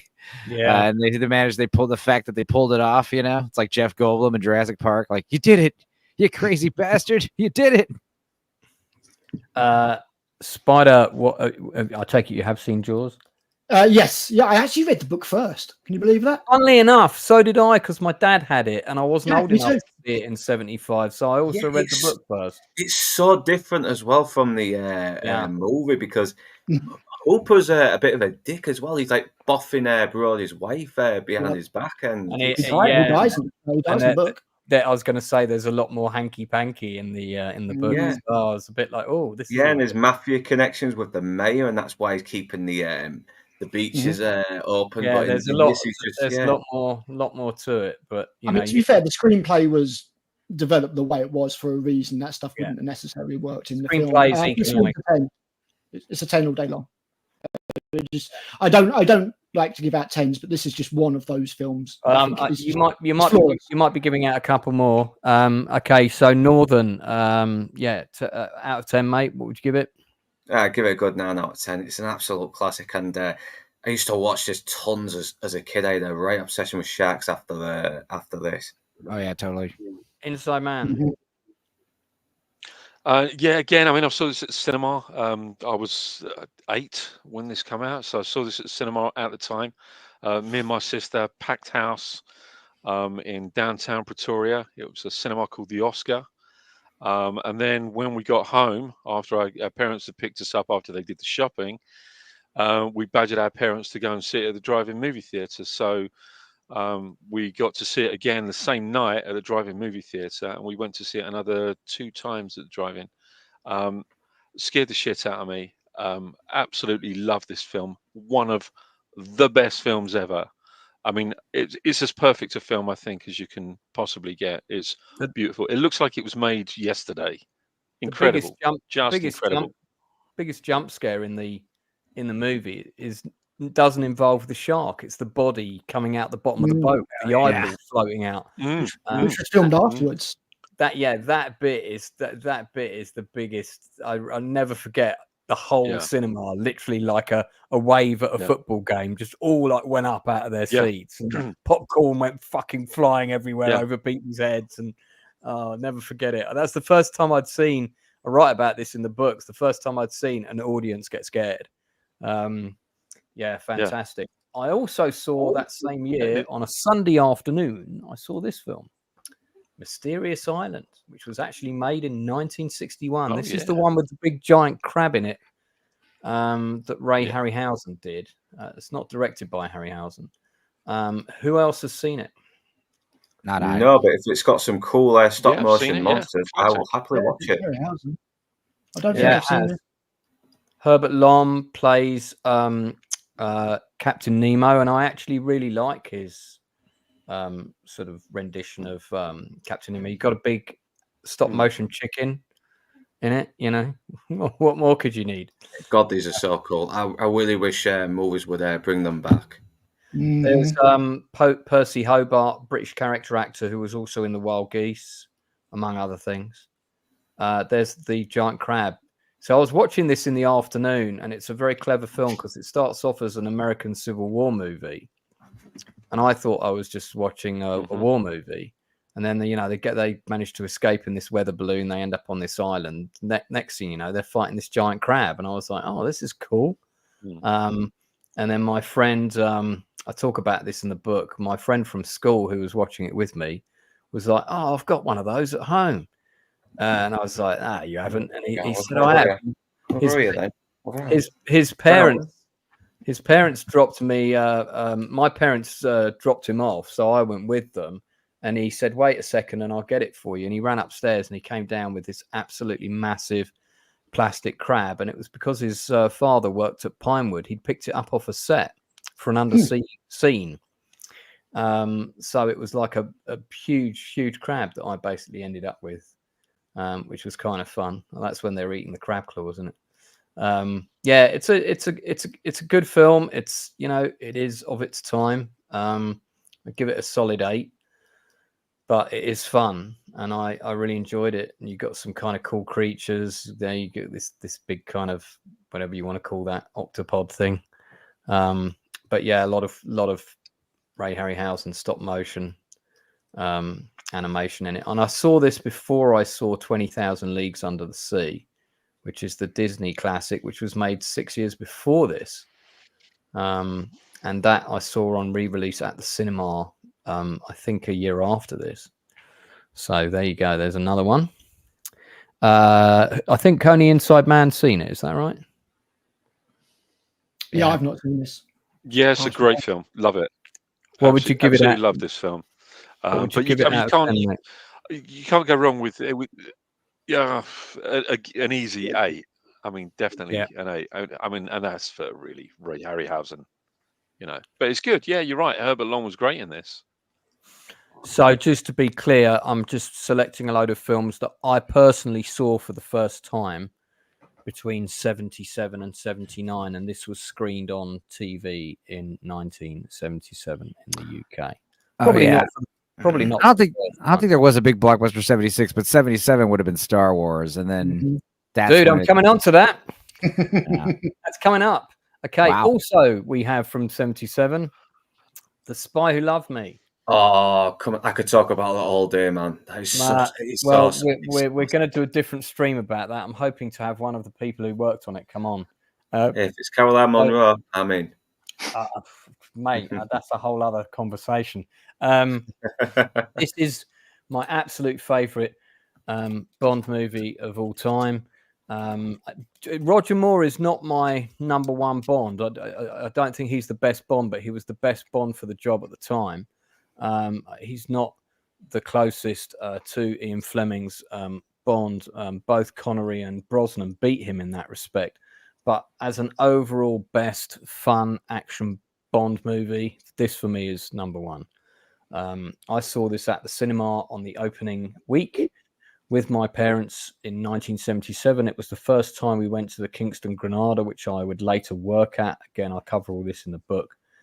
And I was blown away by it. I just was like, as soon as I came back, I was trying to build the submarine Liparis docking bay and everything. My mum coming upstairs telling me to go to bed. But absolutely fab. Who has seen it? Stupenzo. Yeah, 9 out of 10. It's definitely the best Roger Moore one in my opinion, but also it's got the great Carly Simon song that I sing at karaoke often, and nobody does it better. It's a good one, man. That's actually my favorite Bond song. I think so. I think me too. I sing it at karaoke a lot.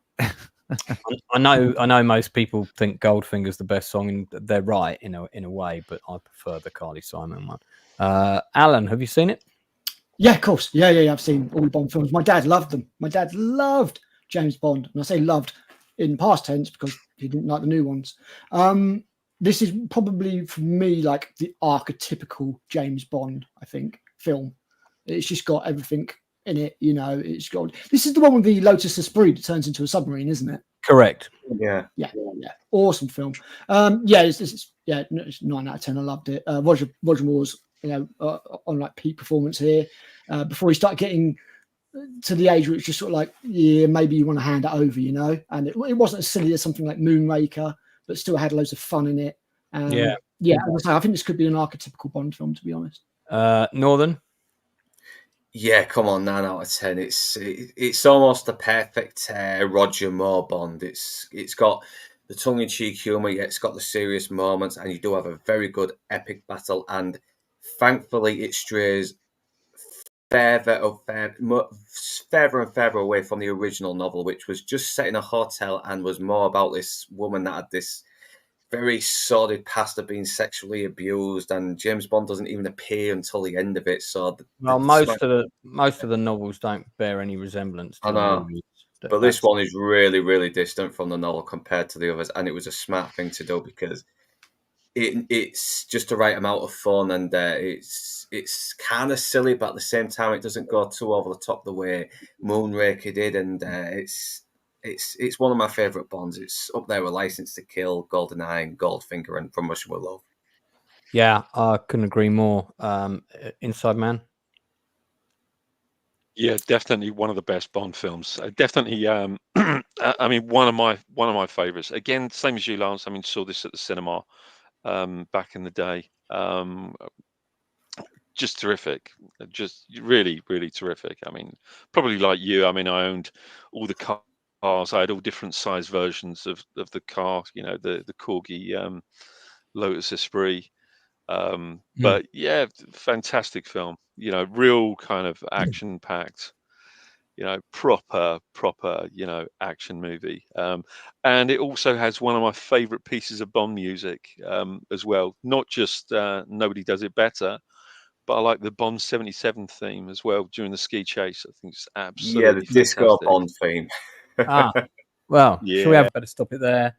So, that film has more pages in my book so far than any other movie. Can't go wrong with John Barry, can you? Where I talk. That was Marvin Hamlish. Oh, was it? That was Marvin Hamlish. Marvin Hamlish with this, yeah. It's a common mistake that everybody thinks that John Barry did the music for this film, and I've got that wrong myself. But this one Roger Moore one that he didn't do because I think he was contracted either to do something else or he was ill. I forget which reason. He was only doing alternate Bond films. So if you look at the Bond films, so he only did the alternates, so he alternated. So he did one, then not the next, then the next one. But he did my favourite Bond theme of all time, which is from You Only Live Twice, and it's where the space capsule gets swallowed up.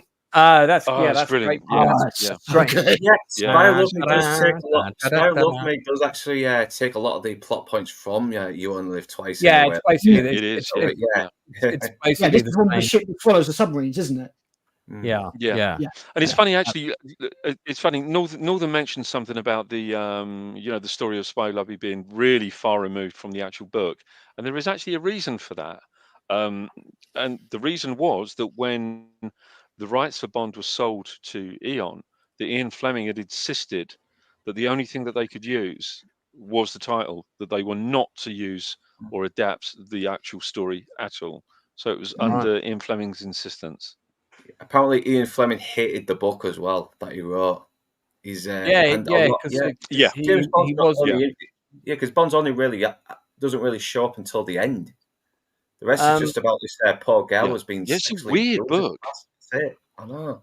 It's just nasty. Yeah, it's a very So it's a very slim book as well, isn't it, Luke? Very. Yeah. But I don't know, 'cause I listened to the audiobooks on YouTube. That's how I came by him.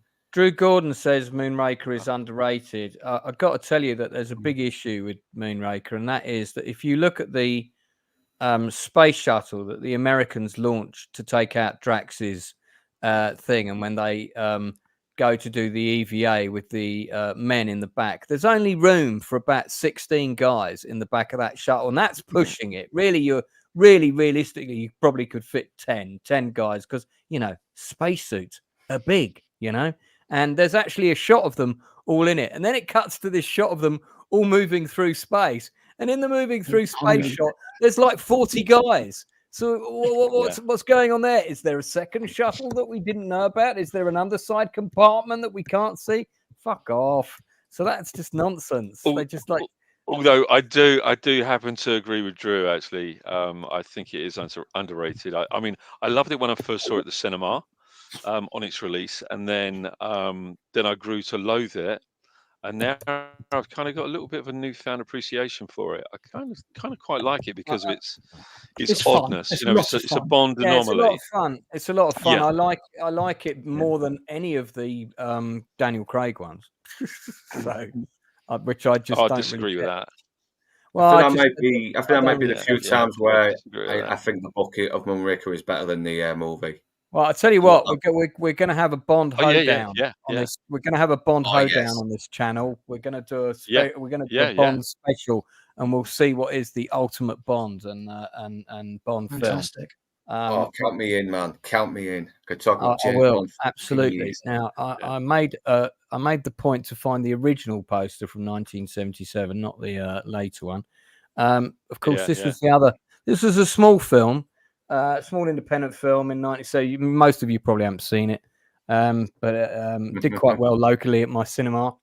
I know this because the queue went right round the back of the cinema. We got to see the aircon vents that stuck out. And I remember there was this group of 12 kids. We all gone for this kid's birthday.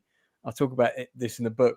And we gradually realised the queue was moving once we got past the other side of the air vents that were hanging on the... And it took about half an hour for us to get from one side of these air vent structures to the other. And we were all going, do you think we're going to get in? Do you think we're going to get in?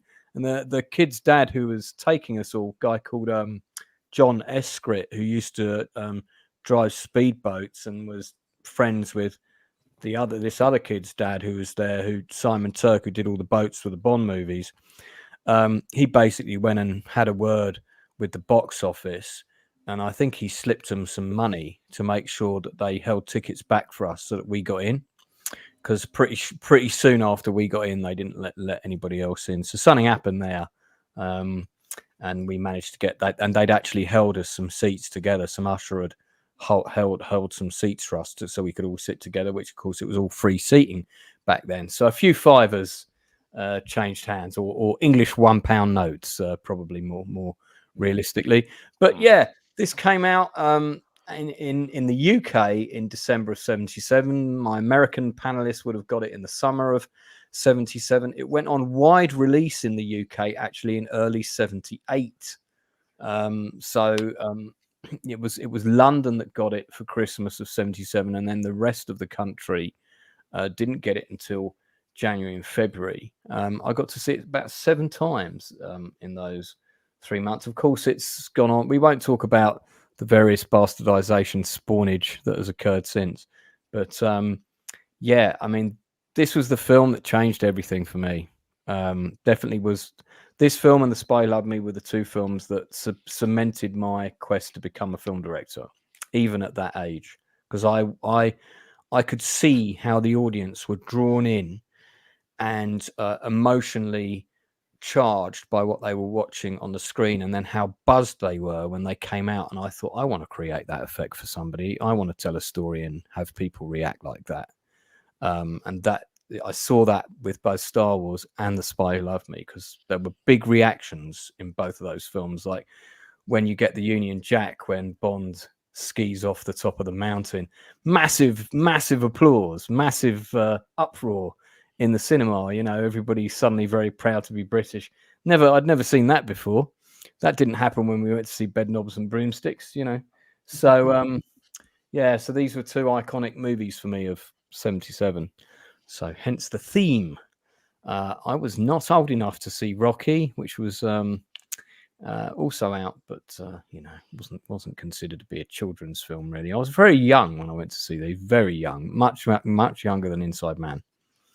Yeah, so Star Wars is a 10. Still a 10. The special edition is a 9 because in the special edition we have Han Solo shooting first, so it drops down to a 9 for me. The special edition. Stupenzo. I'd have to give it a 9 just because Empire is way better. So I mean, but yeah. But what would you have given it when you first saw it and you hadn't even Well, that's seen the thing. Yeah, sure. Yeah, 10 out of 10. But the 10 out of 10 I don't give to, you know, I give, you know, 10s to like maybe like a handful of movies ever. I don't give them out lightly. So 10 out of 10 is best of the best. So if something's better, can't be a 10. I'm sorry. Yeah, that's just the way it works. You get demoted, you know. It was a 10 until it was a 9. Right. 9.5 even maybe, just because. But then also I mark it back down to a 9 because of what's happening with it now, you know, retroactively. So Star Wars makes me sad now, you know. It does. I'm trying to recapture some nostalgia vibes here. Don't take us there. Spider, what is worse? It's true. Spider, did you see this as a kid? I did. It was on TV every year at Christmas. Oh, but did you see it? Were you too young? You weren't around. I was too young. This film was released before I was born. I did see this at the cinema 2 weeks ago. Yeah, because they've been showing them all recently at cinema. Special edition, I assume. Sadly, yes. Yeah. I think this film has got a perfect 3-act structure. Yeah, I agree. Absolutely perfect 3-act structure. It's a fantastic film. I'm kind of with Stupenzo because to me, for this, if Empire's a 10, this has got to be a 9. But at the same time, I can't really put my finger on anything that's particularly wrong with it. You know, maybe some of the acting is not the best, you know, and the despecialized version, which is basically the remastered looking nice version, but without all the special edition crap, is worth seeking out. Yeah, my friend's got it's Blu-ray. It's brilliant. It's brilliant. It really is. I've made sure I've kept the old theatrical editions of my DVDs just in case. You know, it's you can see George Lucas's influences all over the screen. It's a great story about heroism against an evil empire and all that kind of stuff. And just watching it again at the cinema 2 weeks ago, I just remember thinking, why the fuck are films not like this anymore? You know, I don't even talk about Disney abominations. Seriously. Northern. Yeah, the original theatrical version is an absolute fucking classic. And like Critical said, the acting isn't the best, but you can still see there's a lot of passion put into it, and the actors are really giving it their all. And some of the dialogue can be a little clunky, like I recognise your foul stench the moment I was brought on board, and it's. But you can see it's. I love that line. I love that line. Yeah, it's good. The thing that makes it funny is Peter Cushing was wearing slippers when she said it. Yeah, I was just about to say that.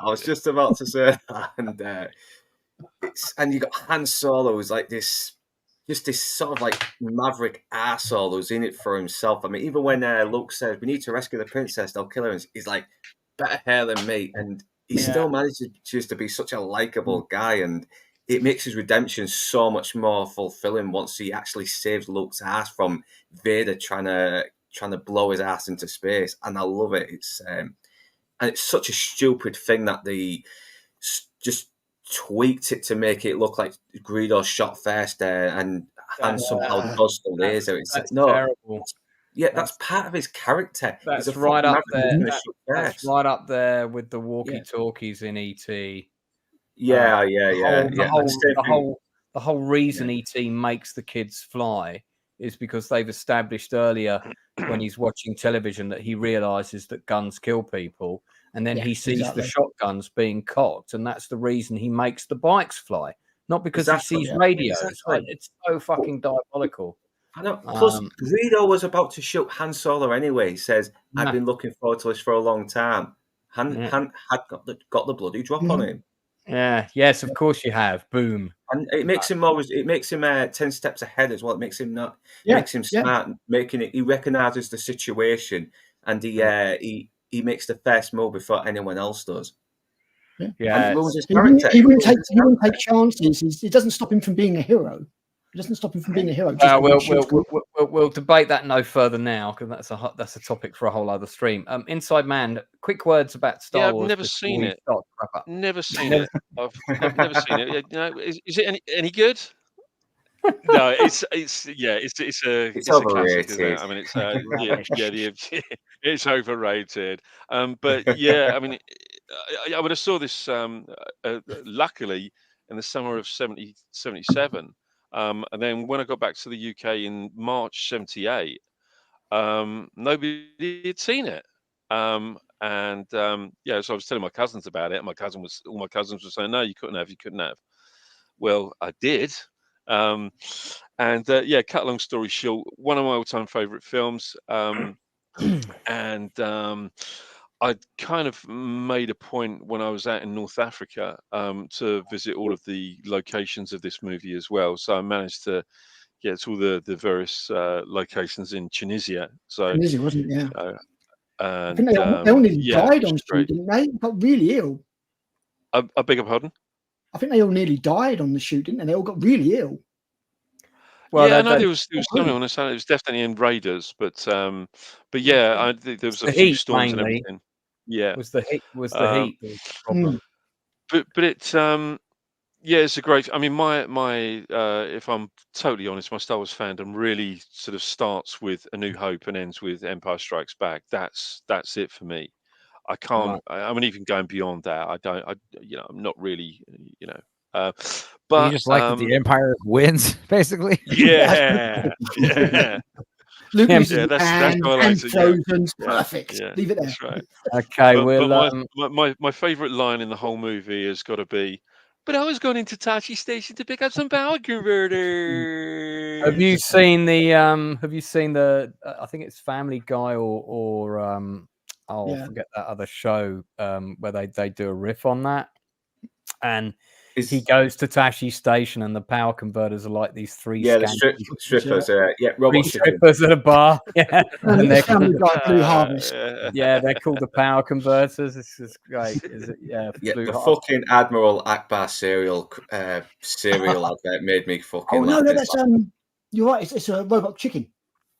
Robot Chicken, I think, is that sketch, but there is a lot of really good stuff in the Family Guy 3 film. Yeah, there is. There's 3 of them, isn't there? The darkest Robot Chicken is the one where Anakin has to kill the younglings, and he visualizes chopping up flowers. It's so good. And Padme comes back and is like, "I left a surprise for you," and you just hear a reaction. Before we start to wrap up, Enzo, have you got anything you want to recommend that you've seen this week? A couple of movies quickly. Like 4 movies. No, I missed you out, man. I'm sorry. I'll quickly go through it. We got first of all, I talked about it at great length on Sunday. This movie called The Front Room, starring Brandy. It was awesome. Unorthodox horror movie. Basically, Brandy is a woke professor of sorts with a nerdy white husband. She's very pregnant, expecting a baby soon. And the husband, basically, long story short, the mother-in-law, or I guess stepmother-in-law, the husband's stepmother, father has passed away and stepmother's moving in. And basically, if they move in, like if she moves in, she gets, they inherit a bunch of money, and it's she's going to pay for everything in the house because they're very wealthy. But yeah, they don't like it's a nightmare. It's having her living here is crazy. It's truly shocking. And it's not like gory or anything. It's a little gross.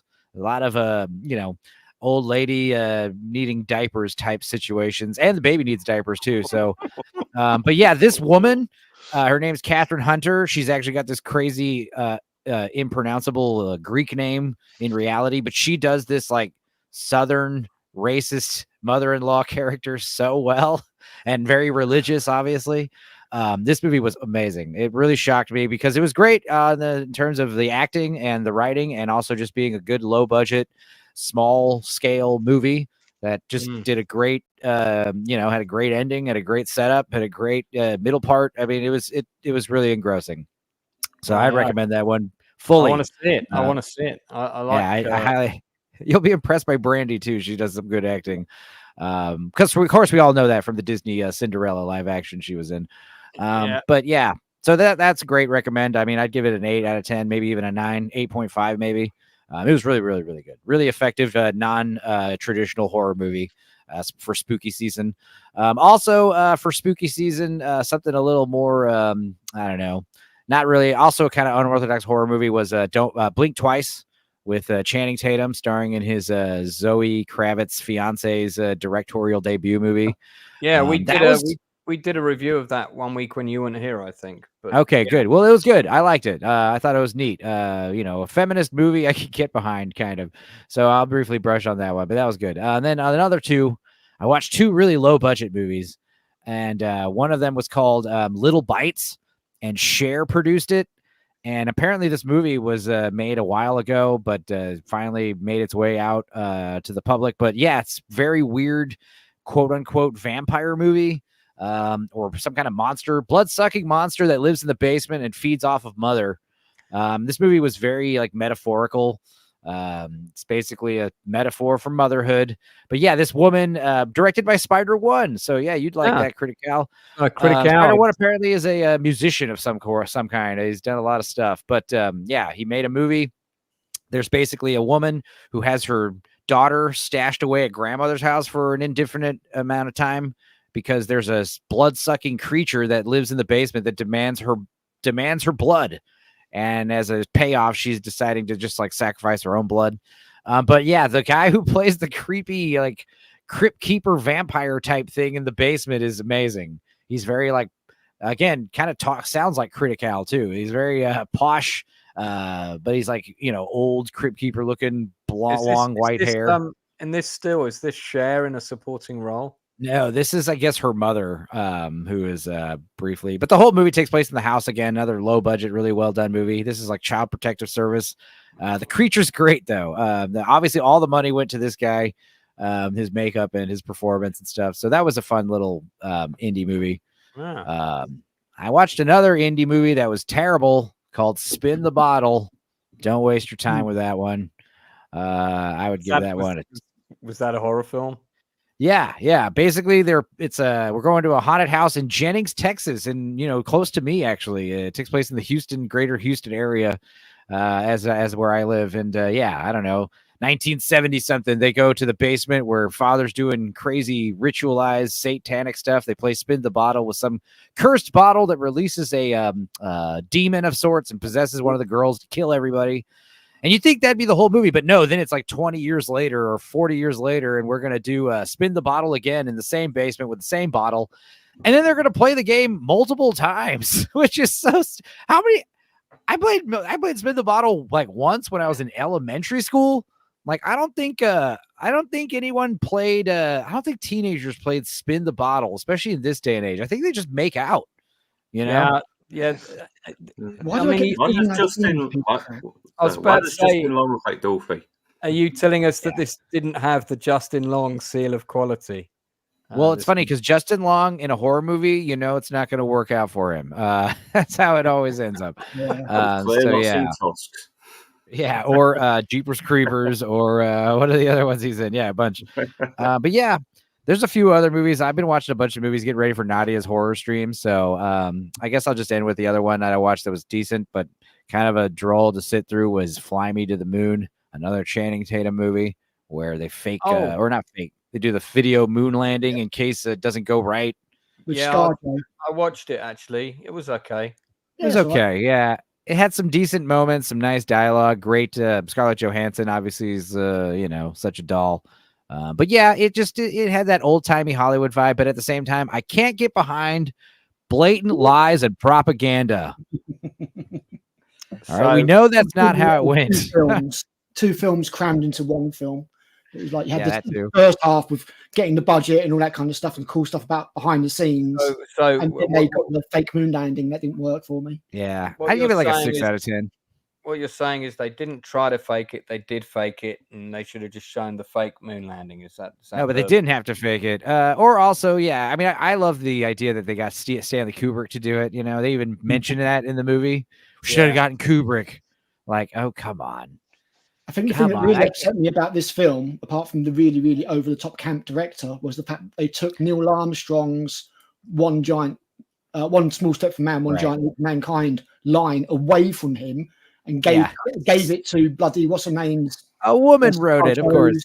Yeah, Scarjo's feminist. And a gay over-the-top filmmaker did the moon landing footage, but that footage didn't air. We actually saw the real footage. That was a contingency plan. But I got to say, the guy who plays the gay director was one of the highlights of the movie. It was very entertaining. Yeah, even though probably not historically accurate at all. It's very catty, very catty. I thought it was okay. I didn't think it probably warranted a theatrical release, but because the names behind it, I think that's why it got a theatrical release. There was one specific part where, again, you have that Amazon Jeff Bezos money, or was it Apple TV? Was it Apple? I can't remember. But, you got big budget movie money, and there was that montage where, like, Channing Tatum and Scarlett Johansson are walking through the big warehouse, the big, hangar, like at normal speed. And then everything's being built around them, like in stop motion, like super speed. Like, that was amazing. That was an amazing montage. Yeah, that was well done. Yeah, I mean, it's one of those kind of like films you could whack it on for the family on a Sunday afternoon. It's the chemistry between the leads is good. There's some fun dialogue, and then you can't I'd even forgotten I'd watched this. So yeah, same. Well, I definitely recommend The Front Room for sure. Watch that shit. It was great. I saw the trailer for that, but we haven't got it here yet, so I'll check it out when it comes out. Oh, I also watched Apartment 7A, which was not good. It was basically Rosemary's Baby. It wasn't even a prequel. It was a remake, really, with some minor changes. So it is technically a prequel, but it's like note for note the same movie, except way more ham-fisted and way more, there's obviously devil stuff going on. In the original, it's like a soap opera where you kind of slowly realize, and then at the end, it's like, surprise, you've given birth to the son of the devil. And that kind of comes out of nowhere and hits you in the face. This one, it was very like, obviously demonic, but the young lady who plays Ruth from Ozark, she's the main girl. And it had Suspiria vibes though, because she's single and she's an aspiring actress, a singer and dancer. So she's doing the whole dance class thing. That's a huge backdrop of it, trying to get your way up in the 1960s, like, Broadway vibe. But yeah, again, it's just note for note, pretty much the same movie. The Tannis root balls there. It's the same neighbors doing the same stuff to the same woman, a different woman, basically. But again, just like Salem's Lot, like props to all the, the props to the sets and the costumes. And Diane Wiest is amazing. I love Diane Wiest, man. Dude, she's so good as an evil witch. She's great. She's the preacher's wife in Footloose, and but yeah, of course. I can imagine her playing an evil. Edward Scissorhands is the Avon lady, the mom. I always loved her in that one, dude. Oh, you got Kevin McAnally in there.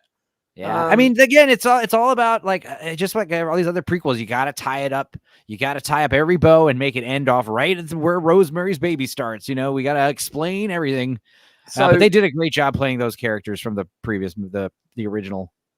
In the scene from The Spy Love Me that we watched earlier, when the guy says, "Right, follow me, men," and the two guys open the two other hatches to let out the other crew members, and they machine gun the guards. The first guy to kill the first guard is Kevin McAnally in that scene. Wow.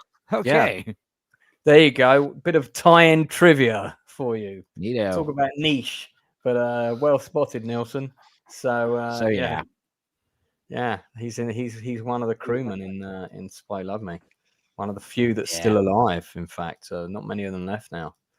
Because you also had Jeremy Bulloch, who played Boba Fett in there, talking of, the Star Wars franchise. He's also in the Spy Love Me. I'd hate to say it, but I think the first Omen was better than, like, the prequel to the Omen was better than the prequel to Rosemary's Baby. For sure. I mean, this is basically the same thing, except this is like it's effectively Suspiria vibes, but Rosemary's Baby, same thing. Like, yeah, she gets pregnant. The witches are helping her. I mean, it's pretty cool story. It was really good up until like she gets pregnant. She gets has sex with the devil or whatever. Because it was kind of original. It felt something new. But then once they hit that point, it just kind of starts retreading Rosemary's Baby, pretty much beat for beat. But like how she gets the apartment, she's like a struggling actress with an ankle injury, and she meets this couple who find her on the street, and they take her in and give her a free apartment basically because they're very well off, and You know, all that stuff was great, and then it just kind of just went really downhill once it became a remake. Right. Oh, well, so is it worth us watching? If you haven't seen Rosemary's Baby, if you're a part of the TikTok generation and you want your movies like really scary and ham-fisted and spelled out for you, you'd love this movie. But the reason why Rosemary's Baby is so great is because it feels like a soap opera. And then, you know, surprise, there's witches everywhere. You know, it's great. If you don't like those slow burns and Rosemary's Baby is too boring for you, then yeah, you'd probably love it. But I mean, if you hadn't seen it, yeah, definitely check it out. I mean, it's worth seeing. Inside Man, did you have anything else to recommend this week before we wrap up? Yeah, I actually watched Blazing Saddles last night with one of my sons. Yeah, I think we've all seen it. So the sheriff is near. We've talked about it before as well. Actually. No, dang, blame it. Yeah, it's a good. And I also watched Step Brothers. Watched Step Brothers for the first time as well. Oh, what'd you think? Yeah, I thought it was great. I loved it. Yeah, I love it. Yeah, I loved it. Is that the one with Will Ferrell and John C. Reilly? Yeah. I do like both of them. Do you know what? I don't think I've ever watched this all the way through. I think I kind of like caught part of it and sort of tuned out. But maybe I should give it another go. It's if you don't, whether you like or don't like Will Ferrell, it's definitely a highlight in his career. Definitely a low point in John C. Reilly's though, even though he's very funny in it. But yeah, I mean, again, it's one of those movies like the Anchorman stuff and everything after that. I was kind of like meh about it, but I did revisit Step Brothers like not too long ago. I was like, all right, it's pretty good. It's better than Ricky Bobby or whatever, Talladega Nights and all that other. Yeah. I like Ricky Bobby though. It's stupid humor, but I still do love it. It's like an inside joke vibe, you know. Like it's funny because I've seen it when I was a kid, you know, like that kind of vibe. Okay. Yeah, I tried to get his autograph, but all I had was his sword. Stupid lines like that just cracks me up. Yeah. It's funny because there was a debate going on about the whole penguin thing, by the way, and I just put my opinion was you get the best actor for the job, and they put that's not how Hollywood works, and I put underneath it worked this time because they did get the best actor for the job, in my opinion, Colin Farrell. So and he is A-list, you know. So there we are. He was great in the film. We're going to wrap up. We're going to wrap up there. So just going to talk about what I've got coming up.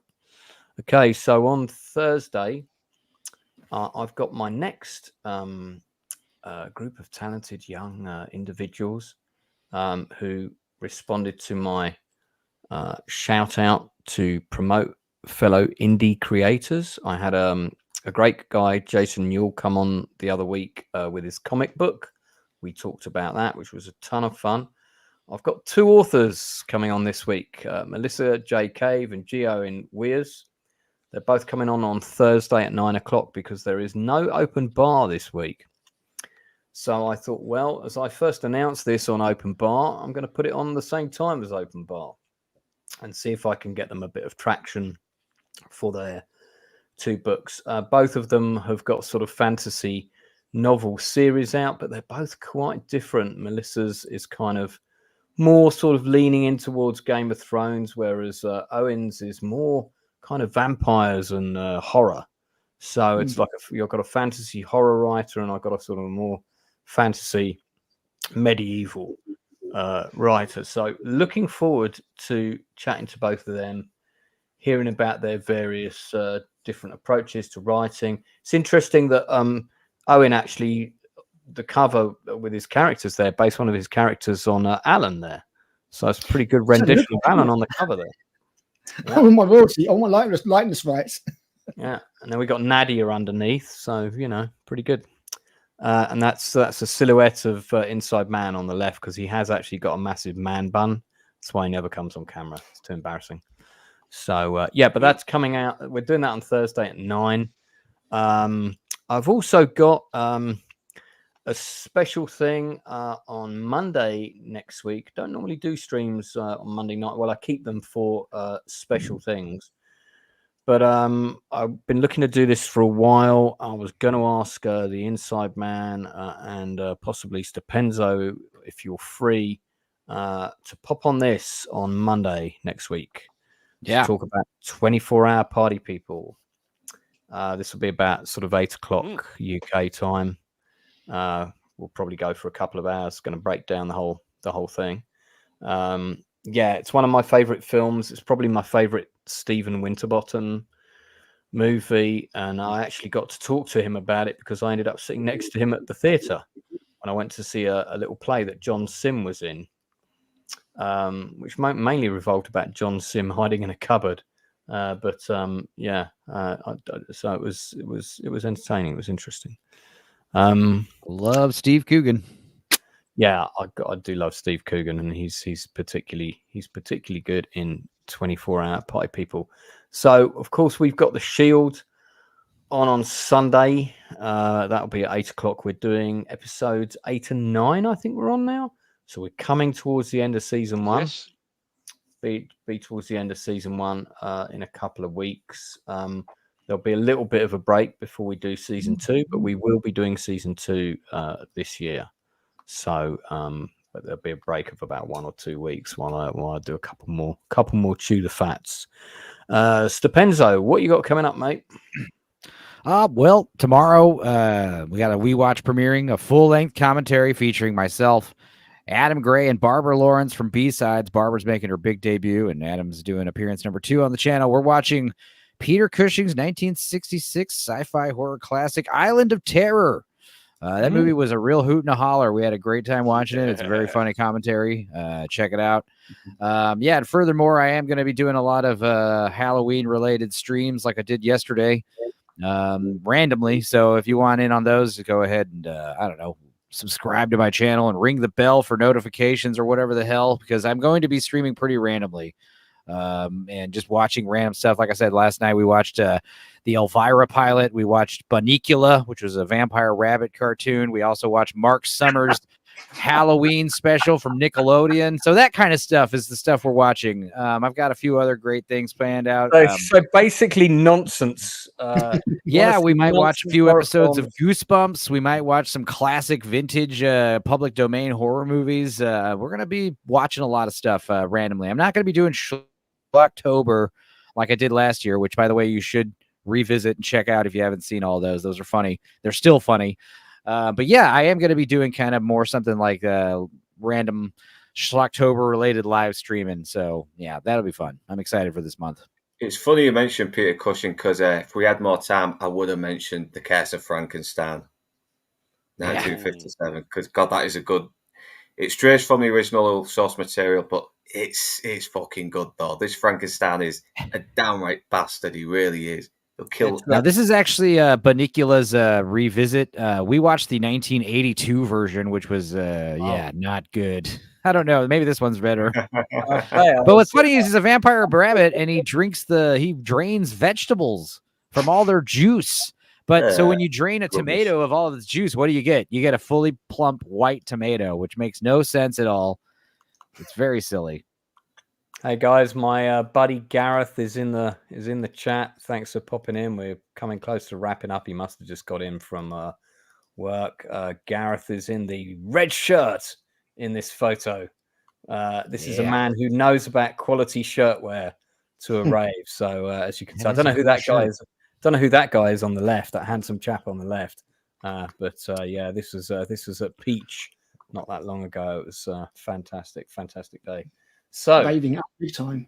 I'm going raving on Saturday again. Chris Cow, what you got coming up, mate? I'm currently working on my Crow comparison video. It's about an hour long. It compares the 89 comic, the 94 film, and the 2024 Abomination. Hopefully that'll be out at some point this week. I'm still working on doing the editing. And then on Saturday, I'm seeing Transformers 1 and Terrifier 3. So you can expect to see reviews of those two films over the weekend. I think I'm going to skip karaoke Thursday to go see Terrifier. So again?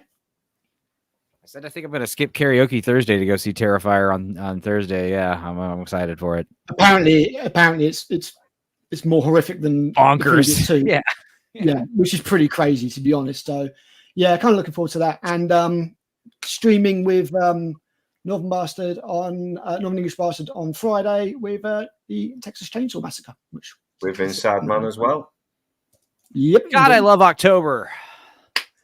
Lots of horror stuff. Northern, is there anything else apart from Texas Chainsaw Massacre you want to plug quickly? Well, yeah, Thursday I'm going to be doing about 7 or 8 o'clock. I'll be doing me and Toxic, and anyone else who wants to jump on. We'll discuss episode 3 of The Penguin. I've just had my Man on Fire 20th anniversary review pop up on YouTube, and I'm hoping to do a Garth Marenghi rewatch with Stupenzolicious, Toxic, and anyone else who wants to join tomorrow, depending on if they're free. Yeah. So yeah. Yeah, I'm game, mate. I'm game for that. Yeah, I'll send you the link, and and then there's a Shield on Sunday as well. Yeah, fab. And one more. Yeah, Thursday will be my Halloween review of Gareth Marenghi's Dark Place, a retrospective.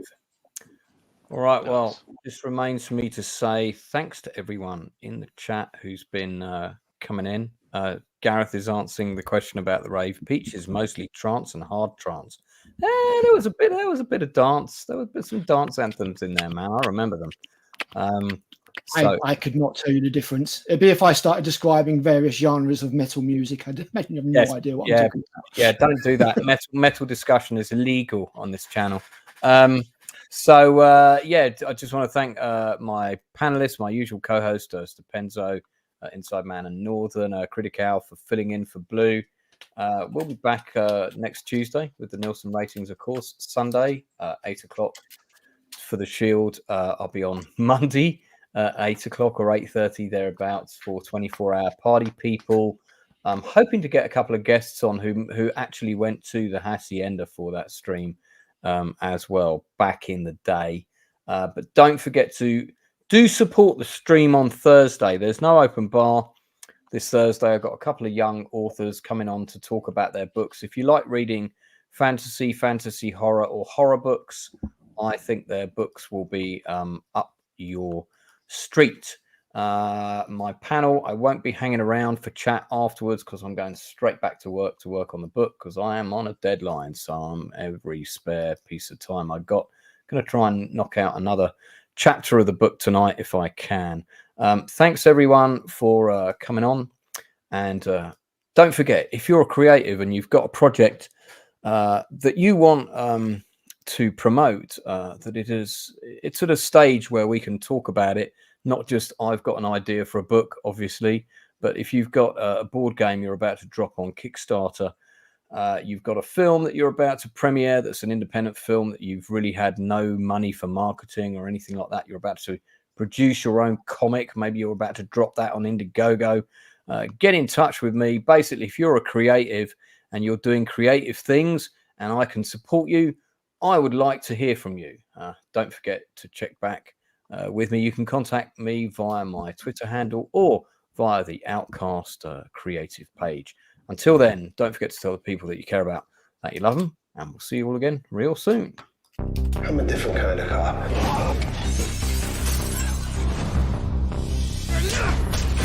We knock down the doors other cops don't want to. Taking fire from every scumbag in town. They didn't earn it. I don't feel bad about taking it. All about bringing force down on the street. Y'all take a look at what you got going on under your own roof.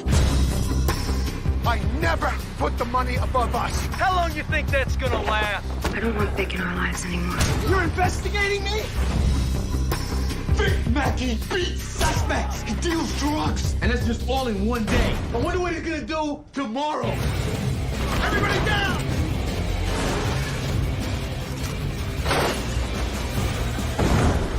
Hey, my day's just getting started.